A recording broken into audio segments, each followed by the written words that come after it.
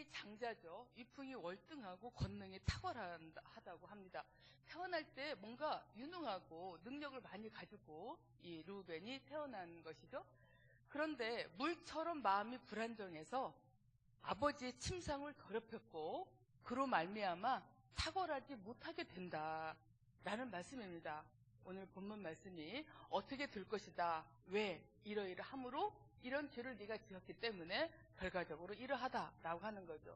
그러니까 타고난 것은 위풍이 월등하고 권능이 탁월하지만 실제로 탁월하지 못하게 된다. 실제 삶 속에서는 그런 말씀입니다. 어떻게 보면 아버지가 아들한테 할 말은 아닐 것 같죠? 네, 네가 비록 미약하나 창대하리라. 대부분 이런 부모님들은 그런 걸 원합니다. 그런데 이 야곱은 본인의 말이 아니라 어떤 하나님이 주시는 말씀을 하고 있기 때문에 이렇게 얘기할 수 있었던 거죠. 야곱이 예언한 대로 루벤은 정말 안타깝지만 우리가 잘 아는 요셉이 애굽으로 팔려갈 때에 혹은 시므온과 베냐민을 살리기 위해서 요셉과 야곱을 설득할 때에 장자로서의 역할을 잘 못하게 됩니다. 더듬거나 또 논리적으로 또박또박 말하지 못하거나 유다보다도 훨씬 더 장자임에도 불구하고 타고난 것이 탁월함에도 불구하고 그 능력을 발휘하지를 못해요. 그래서 결과적으로 장자로서의 역할을 해내지 못하게 됩니다. 미국 사람들은 미련이 있나 봐요. 루벤이라는 이름을 참 많이 쓴다고 그래요. 제가 뭘 조사를 하다가 봤는데 미국 사람들이 성경에 나오는 인물들 중에서 가장 많이 사용하는 이름 중에 그 랭킹 5위인가 안으로 루벤이 들어갔어요. 그건 아마 탁월한 거, 타고날 때부터 위풍이 당당하고 탁월한 거, 아마 이것에 대한 미련 때문에 그 이름을 사용하지 않을까 생각이 듭니다. 자, 루벤은 아까 말씀드린 것처럼 능력은 탁월했으나 발휘를 하지 못한 거, 태어난 것을 소위 말하면 풀어내지 못했다, 이렇게 볼 수 있는 것입니다. 자, 이 민수기 32장에 보면 헤레스 요르단의 루벤 지파가 정착했다라는 말은 나옵니다. 그러나 주석책을 막 찾아봐도 그 이후로 루벤 지파는 나타나지 않아요. 이후로 이 민족은 사라진 것입니다. 힘을 쓰지 못한 거죠. 자, 그러니까 루벤만 이렇게 실현을 못한 것이 아니라 루벤 지파도 선지자 한 명도 안 나오고 사사도 한 명은 안 나오고 왕도 한 명 안 나왔어요. 단 한 명도 나오지 않았습니다. 아버지의 침상을 더럽힌 죄, 즉 아버지 야곱의 아내 라헬의 종 비일하를 간음했죠. 루벤이. 이것으로 말미암아 이 루벤 지파는 사라지는 민족이 되어버렸습니다. 그 이유를 야곱은 마음이 불안정해서라고 얘기를 했죠. 마음이 불안정하다. 다른 말로 하면 불안하다. 뭔가 안정되지 않아서 충동적이고 뭔가 논리적이지 못하고 감정에 끌려가고 이런 거를 말합니다. 굉장히 자세하게 야곱이 설명을 한 것이죠. 하나님께서는 간음하는 것을 얼마나 싫어하십니까? 십계명에서도 말씀을 하고 계십니다. 자, 여기서 이 르우벤이 도대체 어떤 일을 겪었길래 이 르우벤이 어떻게 컸길래 이렇게 마음이 물에 끓음 같고 불안정하고 충동적이고 감정을 다스리지를 못해서 이렇게 타고난 것은 너무나 탁월하나 아버지의 침상을 더럽히는 죄를 짓게 돼서 본인의 삶뿐만이 아니라 그 민족까지도 사라지게 됐을까? 참 궁금하죠. 어떻게 살았을까? 어떤 가정에서 자랐길래, 이 부모가 어떤 분이었길래, 이 가족이 어떤 가족이었길래 그렇게 하나님께서 큰 은사를 주셨건만 사용하지 못했을까? 또한 이 엄청난 아버지의 침상을 더럽히는 그런 큰 죄를 짓게 되었을까? 제가 성경에 나타난 르우벤의 삶을 한번 요약해 봤습니다. 네. 자, 여기서 보면 성경에 있는 르우벤의 삶을 이렇게 구절마다 쫙 꼽아서 요약해보면 이렇습니다. 창세기 29장 32절에 르우벤이 출생하는 것이 나오게 돼요. 자, 그 다음에는 르우벤이 어린 시절을 보내는 성장 과정이 나오게 됩니다. 그 다음에는 합한 채를 엄마 레아에게 드리는 그런 말씀이 나오게 되죠. 그 다음에는 비라와 간음하는 내용이 나옵니다. 요셉을 살리려고 합니다. 요셉과 야곱에게 간청합니다. 베냐민을 살리기 위해서. 자, 이런 이제 과정들이 이 르우벤의 삶의 성장 과정이라고 볼 수가 있는데요. 자, 하나씩 살펴보도록 할게요.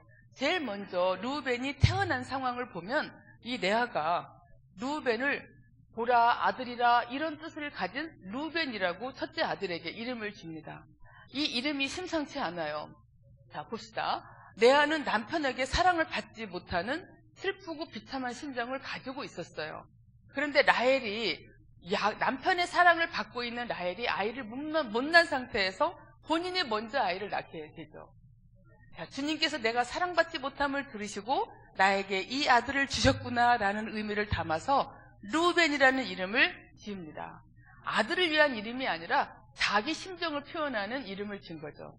이런 것들은 상당히 미성숙한 태도라고 볼 수가 있어요. 아이와 나는 독립된 개체임에도 불구하고 내 심정을 뭔가 자녀에게 담아서 이름을 지은 것이죠. 이 야곱의 가족을 보면은 평인에 양육하는, 그렇죠? 누군가 누구를 더 이뻐하고 누군가 누구를 좀 더 이렇게 등한히 하는 이런 편애되는 양육을 하는 방식이 이 가족의 전수가 되어져 왔어요. 이삭은 에서를, 또 리브가는 야곱을, 그렇죠? 또 야곱은 라헬을, 레아는 야곱의 사랑을 서로 갈구합니다. 뭔가 이렇게 공평하고 또 두루두루 친밀하고 이런 것이 아니라 누구하고만 친하고 누구한테는 관심이 없고 이런 그 관계가 이 가족에 나타나 있습니다. 자, 여러분, 이 레아가 라헬한테 어떤 열등감이 있었겠어요? 내 남편은 나보다 라헬을 더 사랑한다. 내 남편은 나보다 내 동생인 라헬을 더 많이 사랑한다. 이런 열등감을 가지고 있었던 이 레아가 라헬보다 먼저 아들을 낳게 되니까 이 레아는 라헬과의 경쟁에서 마치 자기가 승리한 듯한 그런 기쁜 마음을 갖게 된 것이죠. 요즘은 일처일부제라서 이런 경우가 별로 없지만 생각해 보십시오. 남편의 사랑을 받지 못하는 레아가 얼마나 마음속을 많이 울었겠습니까? 또 라헬은 얼마나 의기등등했겠습니까? 남편은 나만 사랑한다라는 것 때문에. 그런데 그 와중에서 이 레아가 아들을 얻었습니다. 충분히 기뻐할 만하죠. 그래서 뭔가 승리감을 가지고서 보라 아들이라 이런 이름으로 르우벤이라는 이름을 지은 것이죠. 이 르우벤은 레아의 자부심입니다. 남편에게서 사랑받지 못하는 심정을 충분히 위안받을 수 있는 자부심. 남들에게 나 아들 낳았다. 라헬은 없는데 나만 있다. 이렇게 자부심을 가지고 있는 굉장히 중요한 이름이었습니다. 심리학적으로 보면 르우벤은 출생부터 엄마 레아의 삶 속에 끼어드는 겁니다. 독립된 개체가 아니라 엄마가 자랑스러워하는 아들, 엄마의 삶의 자부심, 엄마의 열등감을 뭔가 보상해주는 아들, 뭔가 라헬에게 진 것을 이기게 해준 아들, 이런 아들로 르우벤은 인생을 출발하게 되는 것이죠. 우리나라에 참 많습니다. 요즘은 이제 젊은 분들은 좀 덜한데요. 저희는 이제 상담을 할 때 가계도 분석을 많이 해요. 그 조부모, 증조부모까지 가계도를 쭉 분석해서 이 집안이 쭉 어떻게 살아왔나를 보고 지금 현재 나에게 어떤 영향을 미치는가 이렇게 가계도 분석을 해보면 아들을 못 낳아서 쫓겨난 엄마들도 많고요. 아들을 못 낳아서 새로운 아내를 구해서 후박당하고 살기도 하고요. 또 어떤 경우에는 그 재산이 많은데 딸들에게는 하나도 안 주고 이렇게 스바지에서 이렇게 데려온 아들에게 이렇게 재산을 다 불려줘서 가족끼리 갈등이 생기기도 하고요. 또 딸로 태어나서 아들하고 딸하고 쌍둥이라는 이유만으로 아들의 앞길을 막는다고 딸을 이렇게 온목에다 밀어넣기도 하고요. 정말 많은 일들이 우리나라의 가정에서도 있었는데 이 레아와 라헬의 삶이 그 나라만의 얘기가 아니라 사실 우리나라에서도 많이 있었던 내용이기도 합니다. 자, 여러분, 레아를 한번 살펴볼게요. 이 르우벤을 낳은 뒤에도요, 3명의 아들을 연이어서 막 낳게 돼요. 레아가 얼마나 신났겠어요? 한 명만 낳아가지고도 보라 그랬는데 3명을 연달아 낳게 됩니다. 그런데 르우벤 입장에서 보면 5살인데 성경학자들은 5살로 추정을 합니다. 그런데 그 밑에 3명이 있어요. 그러면 사실 르우벤도 5살이면 지금 엄마 품에서 어리광을 부릴 나이 아닐까요? 엄마 무릎에 앉아서 어리광을 부릴 나이인데 동생들에게 다 뺏기게 되는 거죠. 어린 동생들이 줄줄이 있으니까 장남인 르우벤은 엄마의 사랑을 받기가, 엄마를 차지하기가 매우 어려운 환경이 되어버린 것입니다. 엄마 품을 차지하고 싶어도 엄마 품에는 이미 어린 아이들이, 어린 동생들이 들어있고, 또 엄마한테 어리광을 하고 싶지만 엄마가 지금 그럴 여력이 없어요. 더 어린 동생들을 돌보느라 그럴 여력이 없습니다. 그래서 이 르우벤은 정서적으로 허기가 느껴진 상태로 어린 시절을 보냈을 거라고 우리는 봅니다. 우리 성도님들 중에서 혹시 첫째 딸이나 첫째 아들 계신가요? 큰아들이나 큰딸? 네. 제가 아는 어떤 분은 그 얘기를 하시더라고요.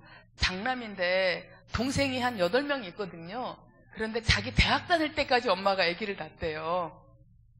그러면서 집에만 오면 아기 나 있고, 집에만 오면 아기 나 있고, 그래서 자기 엄마하고 제대로 한번 1대1 이렇게 그 시간을 못 가졌다고 그런 얘기를 했는데, 우리 성도님들 중에는 장남과 큰딸 있나요? 네. 엄마를 차지하셨나요? 못하셨나요? 좀 어려웠나요? 동생들한테 많이 엄마를 양보했나요? 그랬던 것 같아요? 네. 자, 이것은 우리가 르우벤에 관한 많은 자료를 가지고 연구하고 또 분석하고 여기에서 나온 그런 그 내용이라고 할 수 있어요. 이 장남인 르우벤은 어른처럼 큰 거예요. 애가 어른처럼 자라게 된 것이죠. 레아와 라헬은 자식 낳기 경쟁을 계속해서 합니다. 서로 더 많이 낳기 위해서 치열하게 경쟁을 하죠. 남편의 사랑은 못 받지만 사랑은 받지만 자식을 못 낳은 라헬은 자기가 못 나니까 이 레아를 시기를 해서 자기 여종을 이렇게 자기 남편의 아내로 삼게 하죠. 그래서 여종을 통해서 자녀를 취하게 됩니다. 그래서 라헬은 자기가 직접은 못 나지만 비라를 통해서 자녀를 얻게 되고요. 또 레아는 르우벤이나 시몬, 레위, 유다 이 4명의 아들을 낳은 뒤에 출산이 멈추게 됐어요. 이 멈추게 된 것도 불안한데 라헬이 여종을 통해서 아이를 낳으니까 더 많이 불안한 상황이었습니다. 그래서 레아도 자기 시녀 실바를 야곱에게 아내로 삼기 위해서 다시 2명의 아들을 낳게 됩니다. 본인이 낳거나 여종을 통해서 낳게 하거나 이렇게 자식 낳기 경쟁을 하게 됩니다. 이렇게 해서 르우벤은 이복 동생까지 통틀어서 8명의 동생을 주게 되죠. 참 어린 나이부터 일찍 엄마 품으로부터 독립해서 이렇게 르우벤은 성장을 하게 되었습니다. 여기까지가 우리 창세기 30장 14절부터 15장까지 그 배경인데요. 자, 여러분 우리가 이 말씀을 한번 다 같이 읽어보도록 해요. 창세기 30장 14절에서 15절 말씀인데요. 그 전까지는 이 말씀을 이해하기 위한 배경을 제가 설명을 해드렸고요. 지금 이 말씀을 함께 읽도록 하겠습니다. 시작. 밀 거둘 때 르우벤이 나가서 들에서 합 한 채를 얻어 그의 어머니 레아에게 드렸더니 라헬이 레아에게 이르되 언니의 아들의 합 한 채를 청구하노라. 레아가 그에게 이르되 내가 내 남편을 빼앗은 것이 작은 것이냐? 그런데 내가 내 아들의 합 한 채도 빼앗고자 하느냐? 라헬이 이르되 그러면 언니의 아들의 합 한 채 대신에 오늘 밤에 내 남편이 언니와 동참하리라 하니라. 어떻게 보면 남편과 동참할 수 있는 권한을 지금 라헬이 가지고 있어요. 그렇죠? 대단한 권한입니다. 이 합 한 채를 달라고 하니까 라헬이 협상을 하죠. 그러면 그걸 나한테 주는 대신 언니가 내 남편하고 함께 잘 수 있도록 하겠다 이런 얘기죠. 자, 레아는 르우벤이 가져온 합 한 채 덕분에 남편과 동침할 수 있게 되었고 2명의 아들과 1명의 딸을 연이어서 낳게 됩니다. 물론 우리가 합 한 채 때문에 이 아이를 낳게 된 것은 아니죠. 단지 그 계기가 되었을 뿐입니다. 합 한 채라는 거 여러분 아시죠? 합 한 채. 저는 이 본문을 대할 때마다 상당히 궁금했었어요. 그래서 이걸 쭉 찾아보니까 남자에게는 정력제, 여자에게는 불임치료라고 알려진 그런 풀인데요. 열매도 있고. 그런데 당시의 사람들은 이 열매의 즙을 먹으면 임신하게 된다는 미신, 잘못된 생각이죠. 실제로는 안 그러는데 이 즙을 먹으면 임신하게 된다는 미신을 갖고 있었어요. 생명은 하나님이 주시는 건데 너무나 갈망하다 보니까 이런 이제 미신을 갖게 된 거죠. 합한채는 어떻게 보면 이 10대인 루벤하고는 무관한 그런 풀이라고 볼 수 있지 않겠습니까? 이 10대인 아들이 하등 관계가 없는 이 열매인데 합한채를 이제 뜯어온 거예요. 그래서 자기 엄마한테 주려고. 사실 이 부분도 굉장히 중요합니다. 이렇게 볼 수 있어요. 이 10대인 이 루벤이 왜 엄마의 임신에 관심이 있을까요? 이 10대인 루벤이 어린아이답지 않게 왜 엄마 아빠의 부부관계에 관심이 있을까요? 사실은 이 나이 때 자기가 원하는 거 하느라고 들로 산으로 뛰어다니느라고 바쁘고 자기가 하는 것에 더 집중을 해야 할 나이인데 이 어린 나이 때 엄마 아빠의 부부관계에 관심이 있어서 합한채를 뜯어오는 것입니다. 루벤은 엄마의 사랑을 받고 싶고 엄마를 기쁘게 해드리고 싶어서 뭔가 엄마의 기분에 좀 맞춰주려고 이것을 가져오게 된 것이죠. 그러면 평소에 우리 엄마가 슬퍼 보이네, 우리 엄마가 뭔가 행복해 보이지 않아, 우리 아빠는 라헬 엄마만 좋아해, 그래서 우리 레아 엄마가 슬퍼하는 것 같아, 우리 레아 엄마가 기쁘게 하려면 기쁘려면 내가 어떻게 하면 좋을까, 이런 궁리를 우리 루벤은 자주자주 했었던 것이죠. 그래서 어딘가 들었겠죠. 이 합한채를 먹으면 임신한다, 이런 얘기를 어디선가 듣고 뜯어온 것입니다. 레아의 불안한 마음을 루벤이 알아차리고 엄마를 돕고자 했던 것이에요. 사실 10대에 걸맞는 행동은 결코 아닙니다. 그리고 부부의 일에 자녀가 너무 관여해서도 안 되는데 너무 깊숙이 들어간 본문이라고 볼 수 있어요. 엄마의 마음을 간파하고 엄마를 기쁘게 해드리기 위해서 이 합한채를 가져온 이 루벤, 사실은 심리학적으로 굉장히 건강하지 않은 그런 모습이라고 할 수 있어요. 이 나이 때는 자기가 한참 발달해야 될 나이입니다. 자기 하고 싶은 일에 관심 있고 그 또래에 맞는 일을 하고 친구들과 재미있게 어울리고 이런 것을 하는 것이 아주 정상적인 그런 때라고 볼 수가 있죠. 우리 성도님들께서 성이라이라는 말 많이 들어보셨을 것입니다. 그렇죠? 소위 말하면 루벤이 성인아이의 대표적인 케이스라고 볼 수가 있는데요. 한마디로 요약하면 이래요. 어렸을 때는 어른 같고 어른이 돼서는 애 같고, 이런 것을 바로 성인아이라고 우리가 표현을 하는데요. 어렸을 때는 지나치게 참아요. 어른이 돼서는 잘 삐져. 조금만 서운해도 삐지고, 아내가 원하는데 아내도 삐지고, 남편이 원하는데 아내도 삐지고, 심지어는 자녀들이 뭔가 자기가 원하는데 안 해주면 삐지고, 속상하고 화내고 혼자 울고 뭐 이렇게 하게 되는 거죠. 어떻게 보면 굉장히 어떤 때는 지나치게 어른스러운 모습이 있는가 하면 어떤 때는 감정을 잘 처리하지 못하는 아주 어린애 같은 모습이 나타나게 되는 그런 내면 구조를 우리는 성인아이다라고 정의를 내리는데요. 바로 이 루벤이 이와 같은 모습을 갖게 된 것입니다. 나도 조금 그러는데 이런 생각 드는 분 계신가요? 나도 잘 삐지는데, 나는 큰 건 잘 참고 작은 건 잘 못 참는데, 나는 별일 아닌 걸로도 되게 속상하고 마음이 좀 아픈데, 내 나이에 비해서 이런 생각이 든다면 언젠가 너무 많이 참아서 그럴 수 있어요. 내가 너무 오랫동안 참아서, 너무 일찍 참아서 내가 뭔가 채워지지 않은 무엇인가가 있기 때문에 지금 그것이 마음이 헛헛하게 나타날 수 있습니다. 그런 것들을 서로 배우자가 조금씩 채워주고 약간은 좌절시키고 이렇게 하는 것도 하나의 방법이에요. 자, 그 결과 아버지의 아내와 가늠하는 엄청난 큰 죄를 저질렀어요. 어쩌면 어떤 이제 성경심리학자는 그렇게까지 표현합니다.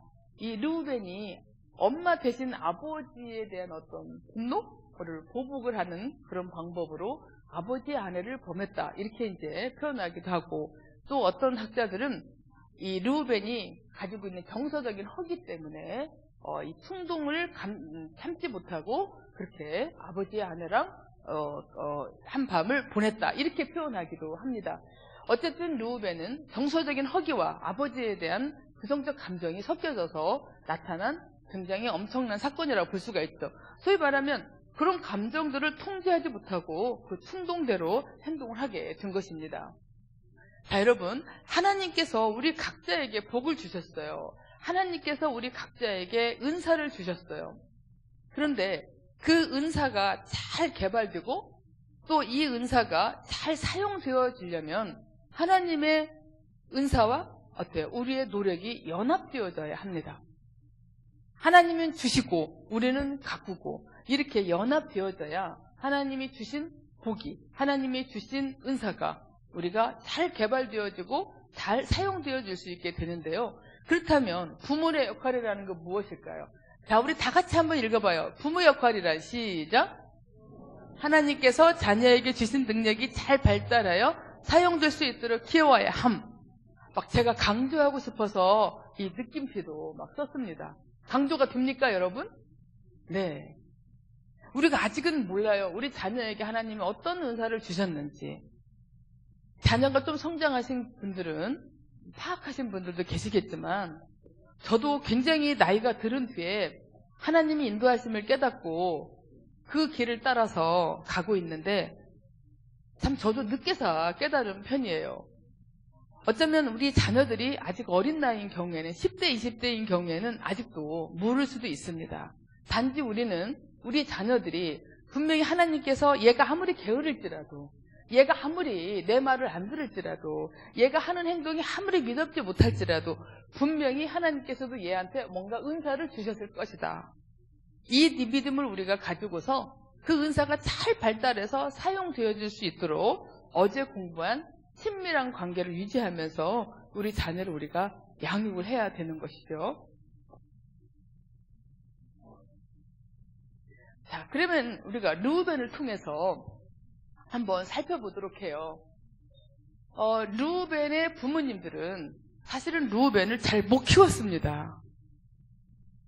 어쩌면 그 당시에 시대적 배경도 분명히 있었겠지만 이 야곱이 가지고 있었던 한계, 야곱이 가지고 있었던 삶의 문제 속에서 뭔가 자녀를 잘 키울 수 있는 그런 준비가 좀 덜 됐을 거라고 생각이 됩니다. 자, 여기서 볼게요. 이 르우벤을 통해서 우리가 어떤 교훈을 얻을 수 있을까? 또 르우벤을 통해서 그러면 우리 하나님을 믿는 우리들이 어떻게 건강한 가족관계를 하고 그리고 부모 역할을 잘할 수 있을까? 여기서 교훈을 우리가 얻어보도록 할게요. 자, 첫째, 부부 팀워크가 좋아야 된다. 부부가 팀플레이가 잘 되어야 합니다. 부부가 친밀해야 되겠죠.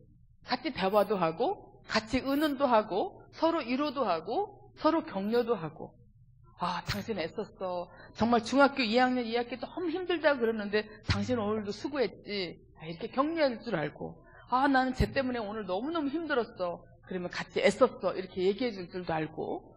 또 뭔가 서로가 힘든 얘기를 이렇게 때로는 갈등을 하지만 각자 또 하나님 앞에 나아가서 또 나를 하나님이 이렇게 이해해 주시고 하나님이 주시는 말씀을 어제 우리가 공부한 것처럼 정화 단계, 조명 단계, 일치 단계 기도 안에서 하나님과의 만나는 경험을 통해서 갈등했다가 또 풀고 갈등했다가 풀고 그러면서 부부가 함께 다져지는 그런 팀플레이 이게 되어야만이 우리는 부모 역할을 잘할 수 있습니다. 자, 한 집안의 예를 들어볼게요. 이제 어떤 집안에서 있었던 일인데요. 남편이 출근하면서 아내한테 넥타이하고 그 양복하고 골라달라고 했어요.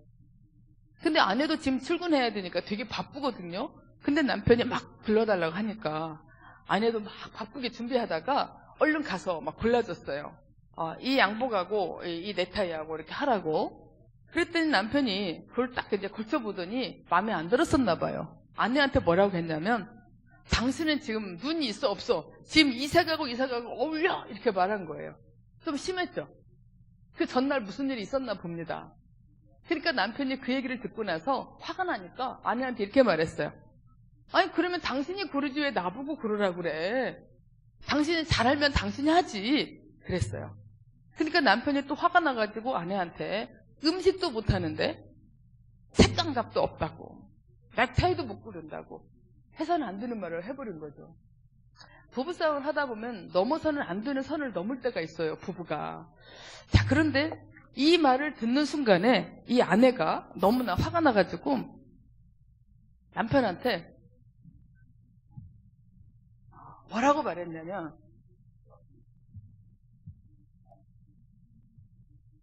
당신은 왜 이렇게 이기적이냐. 나도 지금 바빠 죽겠는데 왜 나한테 막 시키고 그러고 또 이렇게 화내냐. 그러면서 아내가 화를 냈어요. 그랬더니 남편이 이제 한 단계 더 건너 뛰어버린 거예요. 나는 왜 여자를 고를 때 장모님 보고 데려와야 되는지 이제 이해가 됐어. 당신하고 살아보니까. 아킬레스건을 너무 밟아버린 거죠. 당신 어머니는 장모님이라고도 안 했어. 장모는 막 이래가면서 음식도 못하고 찌개 하나도 제대로 못 드리고 정말 둔하기 짝이 없는데 당신 똑같아. 이렇게 한 거예요. 그러니까 이제 아내가 뚜껑이 열려가지고 남편한테 뭐라고 그랬냐면 당신은 근본 없는 자식이잖아. 당신 엄마도 모르잖아. 당신하고 아주버님하고 엄마가 다르잖아. 그런 어떤 그 콩가루 같은 집안에서 자랐으면서 어디가 감히 우리 엄마를 욕해. 이러면서 둘이 완전히 그냥 뚜껑이 열려가지고 붙어버렸어요.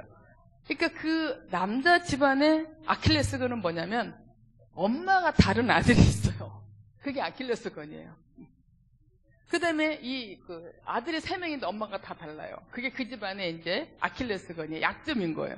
근데 이 아내의 약점은 뭐냐면 엄마가 너무 음식을 못하고 좀 둔하고 이렇게 무슨 말 하면 이렇게 엉뚱하게 반응하고 이게 이제 그 아내의 아킬레스건인 거예요.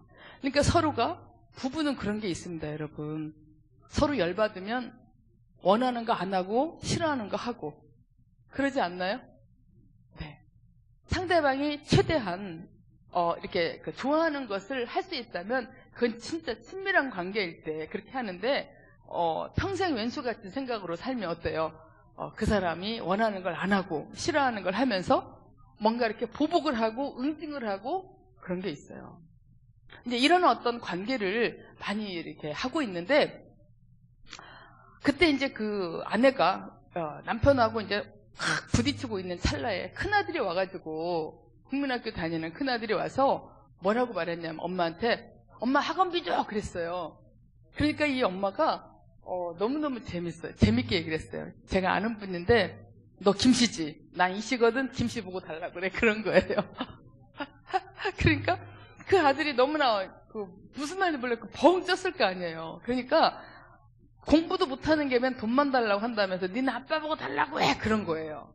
그러니까 이제 아빠가 더 열받으니까 공부는 누가 못했는데 당신이 더 못했지. 그러면서 이제 처음에는 둘이 싸우다가 큰아들이 끼어들게 됐어요. 그 다음에 좀 있다가 둘째가 앙 하고 왔어요. 막 울어. 그러니까 엄마가 막 둘째를 탁 안으면서 너 왜 우냐? 그러니까 형이 나를 때렸다. 형아가 나를 때렸다. 그러니까 이제 엄마가 뭐라고 또 말했냐면 지네 아빠 닮아서 공부도 못하고 부식한 게 동생 때렸다고 이러면서 막 엄마가 화를 내니까 그러니까 서로 친한 게 다른 거예요. 엄마는 둘째하고 친하고 아빠는 큰아들하고 친했던 거예요.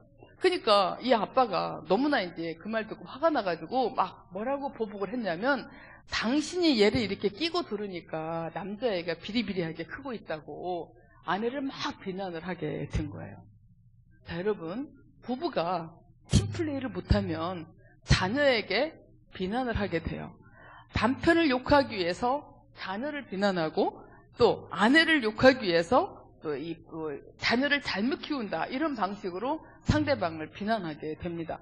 이런 얘기들을 들은 아이들은 얼마나 많이 불편했겠어요. 그래서 그날 마지막에 어떻게 됐냐면 이 둘째가 이제 그렇게 엄마한테 이제 가서 막 이르고 또 엄마가 가서 또 큰애를 혼내고 때렸나 봐요. 그랬더니 큰애가 강아지를 발로 차버렸어요. 둘째가 좋아하는 강아지를. 그러니까 그 강아지가 막 깨갱깨갱 다니면서 그 큰애를 막 물어버렸어요. 일이 너무나 복잡하게 커져가지고 막 병원 가고 난리가 났었는데 그때 그 얘기를 하더라고요. 그분이 저한테 뭐라고 했냐면 그놈의 넥타이 하나 때문에 그날 너무나 그 힘든 시간을 보냈다 이런 얘기를 하더라고요. 그러니까 부부가 늘 싸울 때마다 자녀 양육을 잘못한다 그러면서 서로를 비난하고 자녀의 문제를 끄집어내고 꼭 이런 식으로 결말이 난다는 거예요. 우리 여러분들도 그런 경험 한 적 있습니까? 네, 아유 감사합니다. 맞아요. 어느 집안이나 이런 과정을 거치게 돼요. 이럴 때 이제 우리가 이 부부가 팀워크가 좋지 못하게 되면 부모 역할의 질이 떨어지기 때문에 자녀한테 도움이 안 되는 행동들을 우리가 막 하게 돼요. 여러분, 이 부부는 참 독특해요. 다른 인간관계하고 정말 다릅니다. 친할 때는 굉장히 친하지 않나요? 저도 그래요. 어떤 때는 제 남편이 여기 앉아 있는데요. 어떤 때는 진짜 이뻐요, 막. 옆으로 봐도 이쁘고 뒤로 봐도 이뻐요. 근데 어떤 때는 진짜 그냥 꿀밤을 막 이렇게 주고 싶을 정도로 막 미울 때도 있어요. 이 부분은 참 신기해요. 저만 그런가요, 여러분? 아, 네. 그쵸? 이런 때는 빨리 까주는 게 도와주는 거예요. 우리가 참 신기하지 않아요? 근데 옆집 아저씨, 앞집 아줌마한테는 그러지 않잖아요, 우리가. 그렇게 미흡지도 않고, 그렇게 좋지도 않고, 그렇지 않나요? 그냥 덤덤해요. 나를 해하지 않는 한. 근데 부부는 굉장히 좋았다가도, 어느 순간에는 화가 났다가도, 밉다가도, 또 좋아졌다가도. 근데 이제 토탈리 보면, 통계적으로, 종합적으로 보면, 이쁠 때가 훨씬 많은 게 좋겠죠, 여러분? 어떠신가요? 이쁠 때가 더 많으신가요? 아, 네. 네, 믿겠습니다. 나중에 시간 되실 때 장미의 전쟁이라는 영화를 보시겠어요? 그 영화를 보면 그 남자와 여자가 무지 사랑을 해서 결혼을 하게 돼요. 근데 너무너무 사랑을 해서 결혼을 했는데 결혼하고 얼마 안 되어서 두 사람이 싸우기 시작해요. 그래서 그 싸움의 과정이 점점 이렇게 발전을 하게 되는데요. 정말 이렇게 우리가 그냥 보면은 잘 안 보일 수도 있어요. 근데 우리가 이 부부치료 수업 때 하나하나 분석을 해본 결과 뭐가 나오냐면 이 남편은 변호사고요. 아내는 고등학교를 졸업한 아주 활발한 여성이에요. 근데 둘이 너무너무 사랑을 하게 돼요. 그런데 이 남편이 친구들을 집으로 초대를 해서 뭔가 이렇게 그 대화를 하고 있는데 아내가 설명을 잘 못했어요. 그랬더니 남편이 말을 탁 자르고 남편이 다 했어요. 근데 이때 아내가 자존심이 상했었나 봐요. 어떻게 보면 남편은 그걸 알아차리지 못하고 그냥 하루하루 지내게 되는데 그 다음에 또 무슨 일이 생겼어요. 아내가 이제 자기가 어떤 요리를 이렇게 돈 받고 요리를 이렇게 해서 판매를 하는데 계약을 했어요. 네, 어서 오십시오. 환영합니다.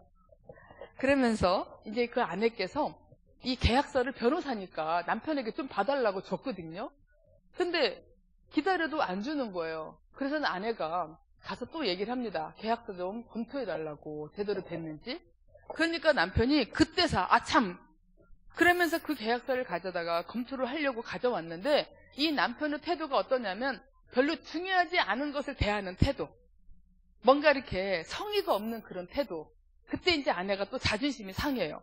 나한테는 너무나 중요한데 전업적으로 살다가 내가 이렇게 첫 계약인데 너무나 중요한데 이 남편의 태도가 너무 마음에 안 들어서 기분이 상했어요.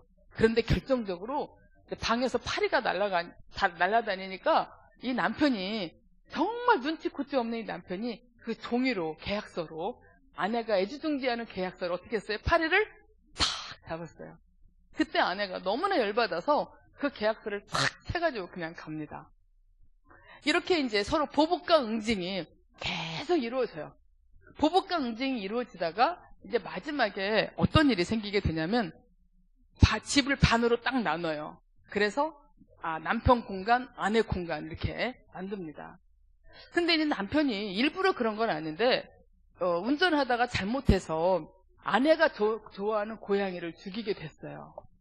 근데 아내는 일부러 죽였다라고 생각해요. 너무너무 화가 났어요. 그래서 아내가 남편에게 보복을 하기 위해서 남편이 사는 공간에다가 메모지를 하나 딱 붙이죠. 아침 식사를 초대한다. 그러니까 남편이 너무 기뻐서 갑니다. 내 아내가 화해를 청하나 보다. 너무 좋아서 가요. 그런데 아내가 요리를 탁 해가지고 맛있게 이렇게 주니까 남편은 너무 좋아서 이렇게 맛있게 먹는데 그때 아내가 뭐라고 하냐면 간접적으로 이게 네가 좋아하는 멍멍이로 요리한 거다. 이런 걸 암시를 합니다. 이때 남편이 알아차리고 엄청난 분노를 하게 되죠. 그러면서 계속해서 이 보복과 응징이 막 계속 세지는 거예요. 더 세게 보복하고 또 하나는 더 세게 응징하고 이렇게 계속해서 가게 된 거죠. 우리 성도님들은 부부싸움 할 때 보복과 응징을 하시나요? 안 하시나요? 네. 우리 진주남교회 성도님들 굉장히 순하신 것 같아요. 부부싸움도 안 하실 것 같아요. 제가 이 얘기하면 깜짝 놀라야겠네요. 우리 목사님과 사모님은 정말 제가 여기서 이번에 처음 뵀는데 인상도 너무 좋으시고 사모님도 목사님도 인품이 너무 훌륭하셔서 우리 성도님들이 제가 이렇게 말씀드려도 괜찮을 것 같아요. 우리 목사님과 사모님은 워낙 잘하시기 때문에 제가 다른 예를 드릴 거예요. 저하고 친한 목사님인데 잘 아는 분이에요. 어느 날 문득 전화가 왔어요. 교수님 큰일 났어요. 제 아내가 새벽기도 안 나와가지고 안건회로 당회에 올라갔어요. 담임 목사님 사모님이 새벽기도에 안 나온다고 장로님들이 난리가 나셔가지고 안건에 올렸다는 거예요. 지금 2주 동안을 한 번도 지금 안 나오셨다는 거예요. 주일날. 어때요? 놀랄만한 일인가요? 아니면 우리 성도님들은 담임 목사님 사모님이 그럴 만한 일이 있겠지 이렇게 생각하실까요? 부자. 그럴 일이 없으니까 우리 사모님은 정말 몸이 아프시거나 특별한 일이 아니면은 주일날 새벽에 새벽기도에 나오실 것 같아요. 근데 그분은 한 번도 안 나오고 2주를 연속 안 나오셨다는 거예요. 뭔가 좀 특별한 것 같죠?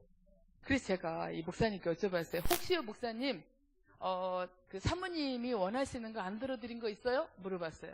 그랬더니 가만히 생각하더니 한 3개 있대요. 그거 빨리 들어드리세요. 네, 그랬더니 알았다고. 그랬더니 다음날 새벽에 이 사모님이 이제 새벽교회에 나오셔서 당회 안건이 철회했다고 다음날 저한테 전화가 왔었어요. 그러니까 이 목사님한테 아킬레스건이 뭐예요? 네, 이건 젊은 30대 목사님 부부가 30 초반에 진짜 너무 힘드셨었나 봐요. 아이들 키울라 목회할라. 그래서 일어나서도 하나의 에피소드입니다. 지금 제가 순간 얘가 잘못됐구나라는 생각이 드는데 이제 주워 담을 수가 없어요. 하여간 이렇게 우리 부부는 그렇게 귀엽게 서로 보복과 응징을 하면서 성숙해 가는 거죠. 자, 아까 그 예로 들어갈게요. 그래서 이 남편과 아내가 계속해서 보복과 응징을 하다가 어떤 일이 생기냐면 막 서로 막 싸우고 막 때리고 이렇게 하다가 샹들리에 큰 거 있죠. 이 거실에다가 큰 샹들리에 거기에 이제 하나씩 매달려 있었어요. 그런데 이 무게를 못 이겨서 이 샹들리에가 떨어지게 됩니다. 바닥으로.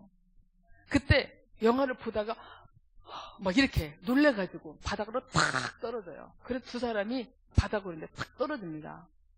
그래서 한동안 이제 2사람이 죽었나? 하고 쳐다봤는데 죽지는 않았어요. 근데 거기서 저는 지금도 기억나는 그 장면이 이 남편이 죽는 힘을 다해서 아내에게 손을 뻗쳐요. 그래서 저는 마음이 여려가지고 해피엔딩을 좋아하거든요. 둘이 뭔가 손잡고 같이 죽나 보다 이렇게 생각을 했어요. 그런데 아내가 죽는 힘을 다해서 손을 뻗쳤어요. 근데 어떻게 할게요? 남편의 손을 뿌리치자마자 죽어요. 얼마나 서로에 대한 분노가 컸으면, 그쵸? 부부가 이런 것 같아요.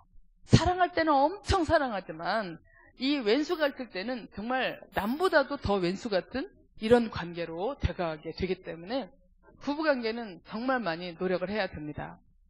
여러분, 남편은 아내를 고치고 아내는 남편을 고치고 이렇게 하는 것도 좋은 방법이지만 또 자기가 자기를 고치고 이런 방법도 함께 써서 정말 부부가 친밀해지시기를 권면해 드리고 싶습니다. 부부가 친밀해져야 노년기를 잘 보낼 뿐만이 아니라 부부가 친밀해야 우리 자녀들을 잘 키울 수 있다는 거죠. 자, 그 다음에 부부는 감정과 생각을 막 나눌 줄 알아야 돼. 내가 오늘 이런 일이 있었고 지금 내 생각은 이렇고 내 기분이 이렇고 당신 많이 오늘 힘들었겠네. 애썼어. 고마워. 이런 것들을 부부는 나눌 줄 알아야 되죠. 서로가 뭔가 비난하거나 공격하는 거. 내일 이제 대화법에서 더 자세하게 말씀을 드릴 텐데요. 화났을 때 어떻게 말을 해야 되는지, 어떻게 싸워야 되는지 알려드릴 텐데요. 우선은 말씀드리면 아까처럼 막 비난을 하다 보면 악순환이 돼요. 그러면 하나 더 얹히고 하나 더 얹히고 이렇게 더 과격하게 되니까 이 비난과 공격보다는 자신의 견해, 의견, 당신이 집에 오면 맨 잠만 자냐 이렇게 하지 말고 여보 청소 한번 하면 좋겠어.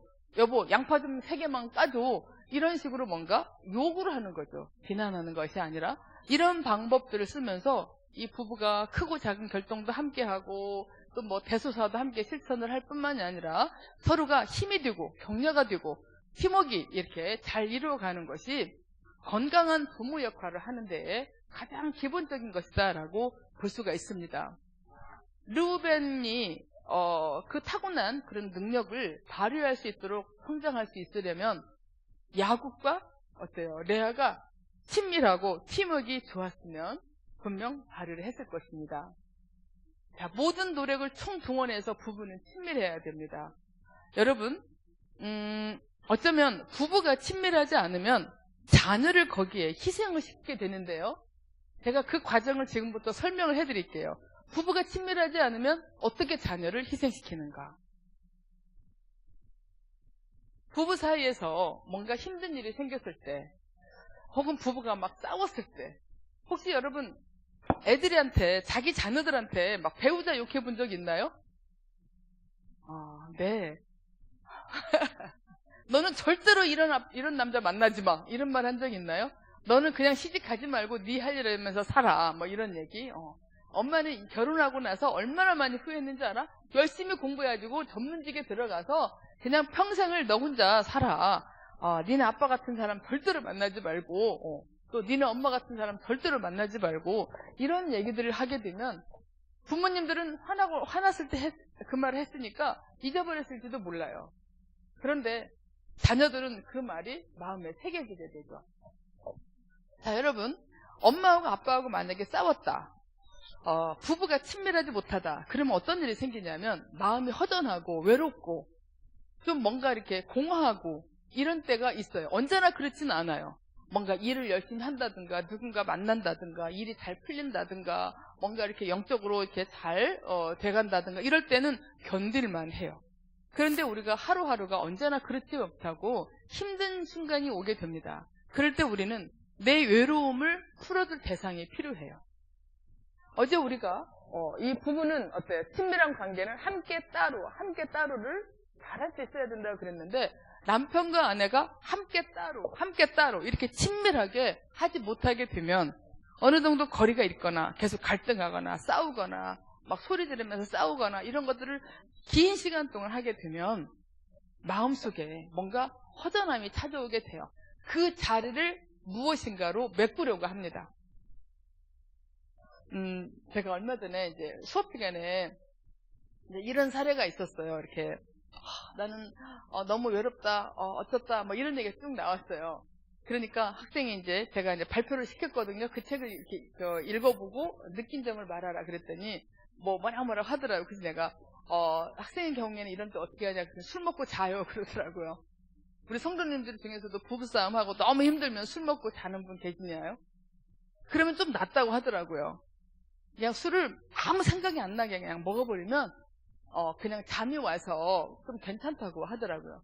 근데 문제는 계속 이제 반복해서 먹다 보니까 이제 다른 문제가 몸에 또 이제 생기게 되는 거죠. 그래서 부부가 친밀하지 않았을 때에 남편 대신, 아내 대신 무엇인가를 찾게 되는데 그 중에 하나가 술입니다. 그 중에 하나가 다른 여성이기도 하고 다른 남성이기도 하고 그래요. 우리가 흔히 외도라고 그러죠. 부부관계에서 해소되지 못하는 것을 다른 사람에게서 피하는 것인데요. 이 외도라고 하는 것은 굉장히 위험해요. 한 3대, 4대까지 부정적인 영향을 끼칩니다. 우리 성도님들 중에는 그 남편과 아내 말고 따로 애인이 있는 분들 안 계시죠? 네, 그쵸. 혹시 나는 내 아내, 내 남편 말고 따로 애인이 있다. 이렇게 한번 손 들어보시겠어요? 네. 진짜 오늘부터는 전화번호에서 다 삭제하고 절대로 만나면 안 됩니다. 우리는 일처일부제의 삶 속에서 정말 몸부림치면서 서로 맞춰가고 나를 깎아내리고 나를 다듬고 그래서 부부가 함께 친밀해지도록 함께 노력을 해나가야 되는데 이렇게 해나갈 때 우리는 자주 실패하게 되고 나도 모르게 막 자녀한테 배우자를 험담하고 막 신세한탄하고 막 내아처럼 막 울고 있고 그 자식 날 때마다 그냥 자기 심정을 담아서 막 이름 짓고 뭔가 막 힘들어하고 이런 걸 보게 되면 자식이 얼마나 불편하겠어요. 우리 엄마가 힘드네. 우리 엄마가 아픈가 봐. 우리 엄마를 어떻게 하면 웃게 해주지? 우리 엄마를 어떻게 하면 안 힘들게 해주지? 이렇게 자꾸 눈치 보게 하고 이 신경 쓰게 하고 이렇게 하면 안 되겠죠. 우리 부모는 자녀가 기댈 수 있는 부모여야지 되겠죠. 우리 엄마한테 이런 말 하면 충분히 이해해 주실 거야. 우리 아빠한테 이런 말 하면 충분히 이해해 주실 거야. 이런 기대와 믿음이 있을 때 자녀들은 솔직하게 얘기를 하게 됩니다. 제가 오랫동안 학교폭력 예방, 이렇게 치료, 이쪽 일을 하면서 배운 게 있어요. 크게 보면 여러 가지가 있지만 크게 보면 세 가지예요. 이 학교폭력으로 인해서 더 문제가 심각해진 케이스를 보니까 첫 번째, 엄마 아빠한테 얘기를 못하는 첫 번째 이유가 무엇이냐? 우리 엄마 우리 아빠는 너무 약해서 내가 학교에서 이런 일을 당한다라고 얘기를 하면 그날부터 이제 머리 싸매고 눕고 어떻게 한다냐 이렇게 울고 이러니까 우리 엄마한테 말할 수가 없어요. 첫 번째 케이스. 엄마 아빠가 너무 약해서 내가 얘기를 하면 엄마 아빠가 더 힘들어할까봐 말을 못하는. 그 다음에 두 번째 케이스. 엄마 아빠한테 말을 해서 해결했어야 되는데 이걸 못하고 일을 더 키운 사례를 지금 말씀드리는 겁니다. 두 번째는 엄마 아빠가 너무나 막 주도적이고 너무 문제 해결 능력이 너무 넘쳐서 그 얘기를 듣자마자 그냥 교장선생님 방으로 찾아가고 교육청으로 막 전화하고 이렇게 해서 다시 적어놓는다는 거예요. 너무 창피해서 쪽팔려서 엄마 아빠한테 말을 못한다라고 하는 거죠. 자, 그 다음 세 번째. 엄마한테 아빠한테 말을 못해서 일을 키워오는 이런 경우를 들어보니까 세 번째는 뭐였냐면 얼마나 병신 같으면 맞고 다니냐. 너는 키도 이따만하고 등치도 이따만한데 어떻게 그런 애한테 놀림 당하면서 한 대 채주든가 어떻게 하지. 어떻게 그걸 당하고 지냈냐. 냅다 혼낸다는 거예요. 우리 부모님들은 여기에 해당 안 되시죠? 네. 우리 자녀들이 밖에서 힘든 일이 있을 때에 부모님에게 말씀드렸을 때 그 아이의 마음을 이해하고 위로해주고 격려해주고 그 다음에 해결 방안을 함께 찾아가고 그렇게 하실 수 있죠? 네. 엄마가 더 아파하고 막 계속 울면서 우리 애기 어떡하나 이러면 애들이 말을 못해요. 우리 엄마가 너무 힘들어하니까. 어른은 어른답게 튼튼하고 비빌 어덕이 되어줘야 되고 뭔가 의지의 대상이 되어줘야 됩니다. 남편하고 싸우고 나서 남편 출근한 다음에 막 울고 있고 훌쩍훌쩍 하고 있고 애가 와서 엄마를 위로해주면 그때서 일어나서 밥 먹고 내가 너 때문에 산다. 네가 이렇게 해주니까 밥이라도 넘어간다. 굉장히 위험합니다. 그 애는 엄마 때문에 살게 만드는 아이. 엄마와 관계없이 자기 인생을 하나님이 주신 은사대로 살아가게 해야 되는데 애한테 자꾸 위로받고 남편 때문에 힘들고 아내 때문에 힘들었을 때 자녀한테 위로받는 거 이거는 자녀를 희생시키는 거예요. 자녀를 착취하는 거예요. 부부 사이에 일어난 일은 부부끼리 알아서 해야 합니다. 싸우는 것도 부부끼리 하고 해결하는 것도 부부끼리 하고 둘이 아무리 싸우다가 아무리 힘들었어도 엄마 학원비 그럴 때 함께 보고 웃을지는 못하지만 화는 내지 않아야 돼요. 불똥이 튀면 안 됩니다. 자녀가 화풀이 대상이 되면 안 됩니다. 자기들끼리 일어난 일은 자기들끼리 거기서 해결을 해내야 돼요. 그렇지 않고 이 자녀들에게 그게 영향을 미치게 되면 우리가 자녀들이 이 부모를 걱정하고 눈치 보고 불안해하고 이 부모를 안심시켜야 하기 때문에 자기 생활에 집중을 못하게 되고 자기 연령에 맞게 크지를 못합니다. 여러분, 인간은요, 그 나이대마다 해야 될 과업들이 있어요. 그 나이대마다 경험을 해야 될 것들이 있어요. 그거를 잘 경험을 해야 마음이 한 뼘 한 뼘 잘 자라게 됩니다.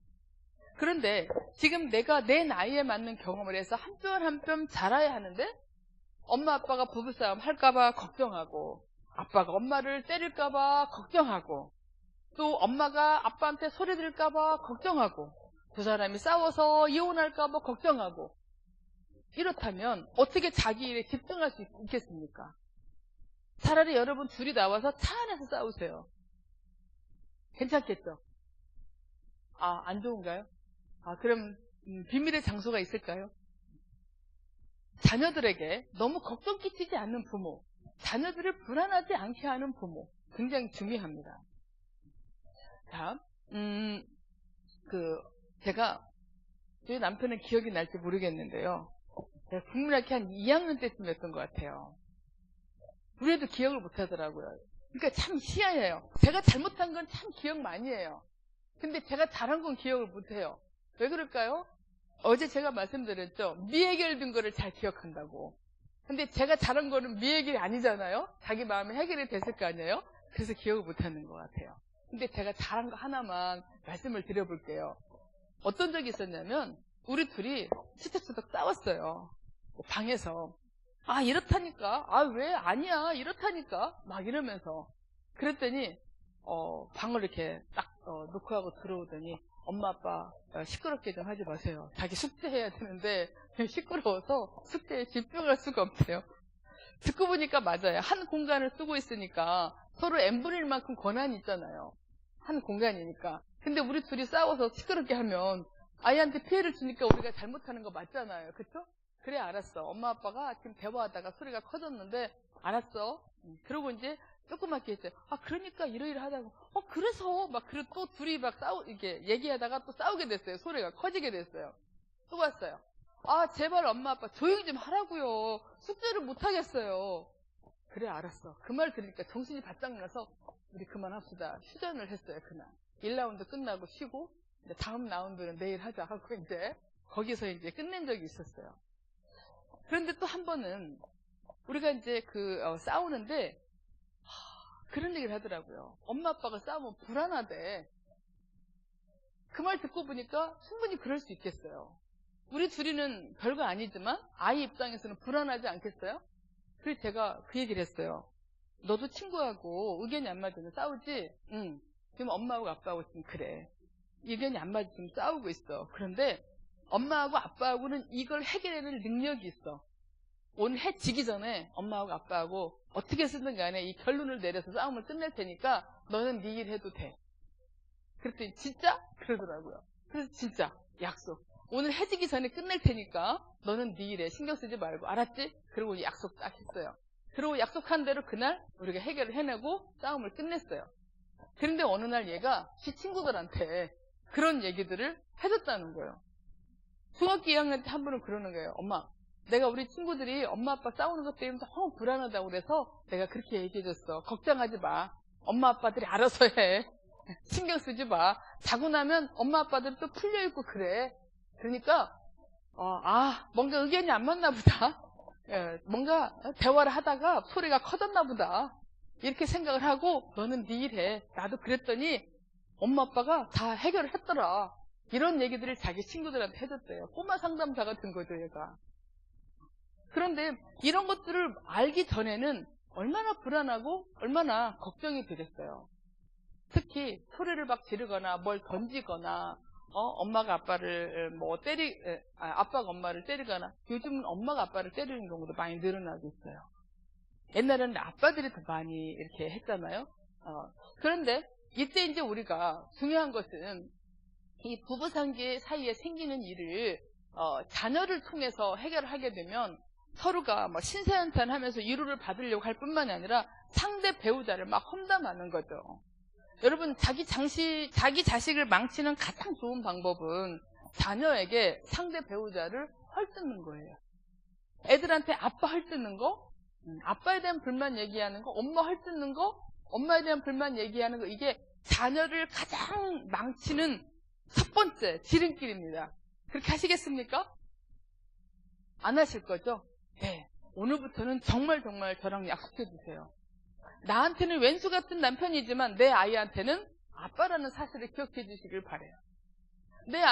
그 싸우는 순간에, 언제나 그런 거 아니죠. 싸우는 그 순간에 내 아내가 너무 밉지만 우리 아이한테는 너무 소중한 엄마라는 사실을 기억해서 내 그 순간의 감정을 배우자에게 얘기하지 않기.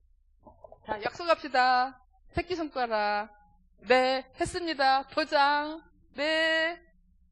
할렐루야. 감사합니다. 우리 자녀들은 우리가 생각하는 이상으로 우리들의 영향을 많이 받아요. 우리 자녀들한테 우리가 참 중요한 사람입니다.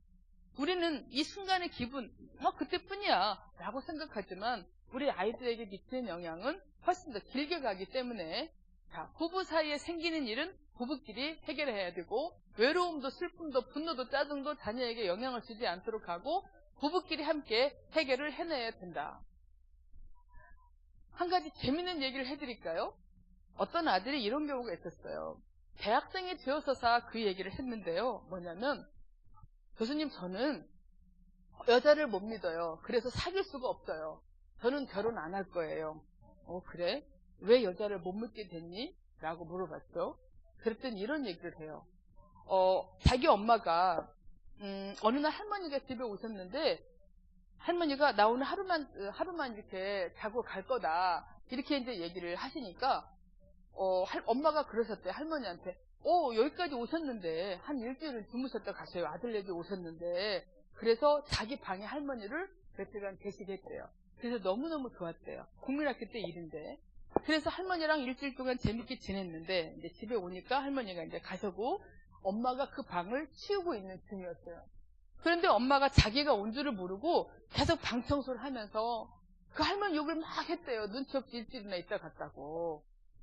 하룻밤만 자고 가시지. 노인네가 왜 눈치 없이 이렇게 일주일이나 있다 가고, 나 힘들게 막 뭐라고 꼴꼴 하면서 청소를 했는데, 이 아들이 자기 엄마의 그 모습을 보고 충격을 받은 거예요.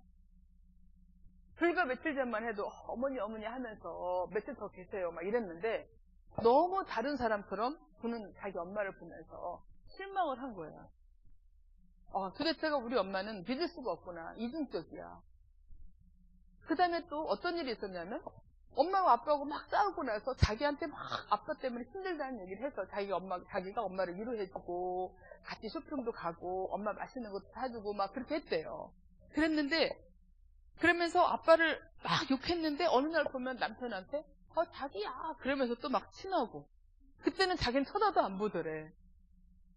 또 어떤 때는, 막 니네 아빠 같은 사람 내가 다시는, 이러면서 정말 니네 아빠를 만난 게 내 인생의 최고의 불행했다. 그러면서 막 욕하고 험담하고 이랬을 때 너무 안쓰러워서 자기가 엄마를 챙겨줬는데, 엄마하고 아빠하고 조금만 화해가 되면 자기는 쳐다도 안 보고 또 둘이 놀러 가고, 이런 것들을 보면서 참 여자는 믿을 사람이 못 된다라고 생각을 했다는 거예요. 그랬는데 대학에 들어가서 이제 그 여자들이랑 같이 동아리 방에 있었는데, 그런 사람 눈에는 꼭 그런 것만 보이는 거예요. 이제 어떤 여자애들끼리 막 얘기를 하다가 누구 흉을 막 보더래요. 근데 같이 흉 보던 애가 화장실을 가니까 다시 또 걔 흉을 보더래요. 그래서 자기는 결론을 내렸대요.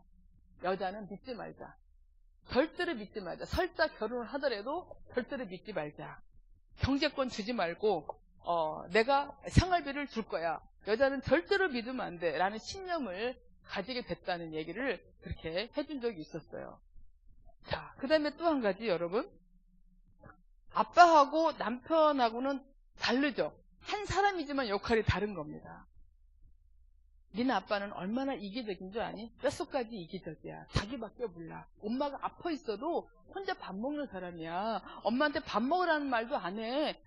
그 흔한 죽도 하나 안 사와. 니네 아빠가 얼마나 못된 사람인 줄 아니? 이 얘기를 계속해요. 그러면 이 자녀는 우리 아빠는 못된 사람인가 보다. 엄마 안경을 쓰고 아빠를 보게 돼요. 자, 그러면 내가 아픈데 밥 먹으라도 안 하고 죽도 안 사오고 그런 사람은 누구예요? 나의 남편이죠. 엄마의 남자예요. 그렇죠? 그런데 엄마가 자기 남편을 계속 흉보는 얘기를 이 자녀가 듣다 보면 어떤 착각을 하게 되냐면, 내 아빠가 이기적이고 죽도 안 싸우고 자기만 알고 이런 사람인 것으로 착각을 하게 돼요. 그러다가 어느 정도 시간이 지나면서 자녀가 자라게 되면 엄마는 좋은 나라, 아빠는 나쁜 나라라고 알고 살고 있다가 엄마의 단점을 보게 되고 아빠의 장점을 보게 됩니다. 그럼 이때에 엄마의 장점을 보게 되고 아빠의 이 단점을 보게 되면, 우리 엄마가 좋은 나라만 아니구나, 우리 아빠가 나쁜 나라만은 아니구나 라고 하는 것을 알게 되지만, 아빠한테 다가가자니 엄마를 배신하는 것 같고, 엄마한테 옛날처럼 친하게 가자니 이제 엄마한테 실망을 많이 했고, 그래서 이러지도 못하고 저러지도 못하고 중간지대에 있어요. 그런 아이들이 집에서 가장 멀리 있는 대학에 진학을 합니다. 엄마 아빠 당분간 안 보려고. 혹시 여러분들 자녀 중에 성적은 되는데 여기 경남을 떠난 자녀 있나요? 그러면은 이렇게 우리 애들이 조금 힘들었나 보다. 네. 그렇게 하시고 이제 반성하시고 회개하시고 내가 우리 아이들이 너무 힘들겠나 보다. 이제부터 좀 친밀한 관계를 해야지. 이렇게 노력하시길 부탁드릴게요. 내 남편과 내 아내는 내 남편과 내 아내일 뿐이지 내 아이의 엄마와 내 아이의 아빠하고는 다르다라고 하는 것을 꼭 기억해 주시고, 내가 자꾸만 우리 배우자의 나쁜 얘기를 하게 되면 우리 자녀들이 나쁜 안경을 쓰고 엄마를 오해하게 되고 아빠를 오해하게 되기 때문에 자기가 직접 경험해서 우리 아빠는 이러이래, 내가 직접 경험해서 우리 엄마는 이러이래, 이렇게 알아야 되는데 다른 사람을 통해서 말해준 것이 마치 자기 아빠인 것으로 착각하게 되고 엄마인 것으로 착각하게 되니까 많은 오해가 생기게 돼요. 이 오해가 풀릴 때쯤이 언제냐면 대부분 고등학교 때거든요. 중학교 때부터 살살 의심을 하다가 고등학교 때는 확신을 갖게 돼요. 그동안 우리 엄마가 말한 게 틀렸구나. 나도 우리 엄마 같은 여자하고 못 살겠네. 우리 아빠가 이해가 돼. 이게 이제 됩니다. 근데 이제는 그때부터는 관계를 재편성하기가 굉장히 어려워요. 엄마 눈치를 봐야 되고, 적은 동기지만 적의 동지는 적입니다. 그런 원리에 의해서 누구하고도 가까워지기가 어려울 수가 있습니다.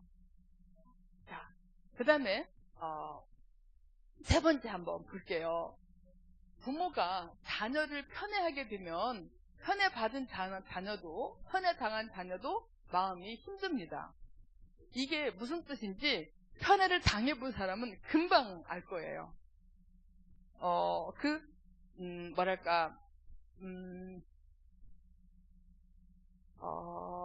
김구라 씨 아세요, 여러분? 김구라 씨가 옛날에 힐링 캠프에 나와가지고 이런 얘기를 한 적이 있었어요. 자기는 자기 아내가 자기 처형에게 그렇게 많은 돈을 이렇게 빌려주고 그렇게 한 게 이해가 안 된다. 돈이 굉장히 많이 나갔죠? 10몇억인가? 그러면서 돈도 안 버니까 이제 남편 이름으로 사채를 이렇게 빌리고 그랬나 봐요. 그래서 이제 빚이 이제 계속 불어나게 됐는데, 그때 김구라 씨가 그런 얘기를 했대요, 아내한테. 아니, 돈도 없는데 왜 그렇게 자꾸 보증을 서줬냐 그랬더니, 아니, 우리 동현이도 키워주고 고마운 언니인데 어떻게 언니가 원하는데, 가족인데 어떻게 안 해줄 수가 있어. 그러면서 막 울었다는 거야. 근데 그 얘기를 들으면서 자기는 이해가 안 갔대요. 빌려주더라도 자기 형편껏 빌려주고 자기가 없으면 없다라고 해야 되는데 어떻게 이렇게 과도하게 이러는가, 너무 화가 났다는 거예요. 근데 자기는 아들만 셋인데 3명이 같이 밥을 먹은 적이 한 번도 없대요. 명절 때 만나서 같이 밥 먹은 적은 있지만 이 3명만 따로 만나서 밥 먹은 적은 없대요. 근데 한 번은 동생이 와서 형 500만 원만 빌려줘, 자동차 사게 그랬대요. 그런데 단번에 거절했대요. 싫어, 이렇게 못 빌려줘. 자, 두 집안이 굉장히 대비되지 않아요? 이럴 때 우리는 뭐라고 부를 수 있냐면, 이 김구라 씨의 집안은 격리적인 관계를 잘하는 집안. 그러니까 서로가 마음을 잘 이렇게 통하지 않고 약간의 거리를 두고 지내는 집안이죠. 그래서 우리가 격리과 이렇게 표현을 한다면, 김구라 씨의 아내 집안은 밀착과, 네 돈이 내 돈이고 내 돈이 네 돈이고 서로 막 붙어 있어요. 뭔가 거절도 할 수가 없고 친밀한 관계에서 실패한 형태예요. 함께 따로 해야 되는데, 함께만 하려고 할 때는 밀착과로 가게 되고요. 따로만 하려고 하게 되면 격리과로 가게 돼요. 자, 우리 선생님들은 어느 쪽에 익숙할까요? 나는 좀 의존적이다. 나는 좀 상대방이 내가 원하는 대로 해주기를 바라는 편이다. 나는 좀 이렇게 독립적이다. 나는 누군가랑 뭘 함께 하는 것보다 혼자도 잘한다. 이런 것들이 우리한테 익숙한 형태인데요. 물론 친밀이 있고 이 함께 쪽으로만 가려고 한다면 격리과를 가게 되고, 따로 쪽으로만 가게 된다면 독립적으로 가게 되는데, 이 김구라 씨의 아내는 밀착과의 집안에 속한다고 볼 수 있어요. 자기 가족 관계를 그렇게 했던 사람들은 결혼했어도 여전히 그 관계를 유지하려고 하는데, 한 가지 질문해 볼게요. 밀착과 집안에서 자란 딸과 격리과 집안에서 자란 아들이 결혼하면 누가 더 힘들까요? 밀착과 집안에 자란 딸이 더 힘들어요. 이 밀착과에서 자란 사람들은 함께 있는 걸 되게 원하고요. 힘들었을 때 막 자기 속 얘기를 해야 마음이 풀리고, 그 사람이 이해를 해줘야 자기 마음이 이렇게 다시 회복되고 이런 경험을 많이 했기 때문에 상당히 의존적이에요. 그리고 혼자서 해결하는 걸 잘 못하고 누군가랑 자꾸 함께 하려고 해요. 그러다 보면 여보 어디야? 언제 와? 밥 먹었어? 오늘 몇 시에 와? 나 당신하고 할 얘기 있는데 이번 주말에는 뭐해? 당신 나랑 어디 가? 이렇게 추종자를 해요. 자꾸 추종해. 그런데 격리과는 어떻게 되겠어요? 자꾸 막 자기 안으로 들어오는 게 막 힘드니까 도망해요. 그럼 추종자는 막 추종하고 도망자는 힘들어서 막 도망하고 이런 부부관계 패턴을 갖게 돼요.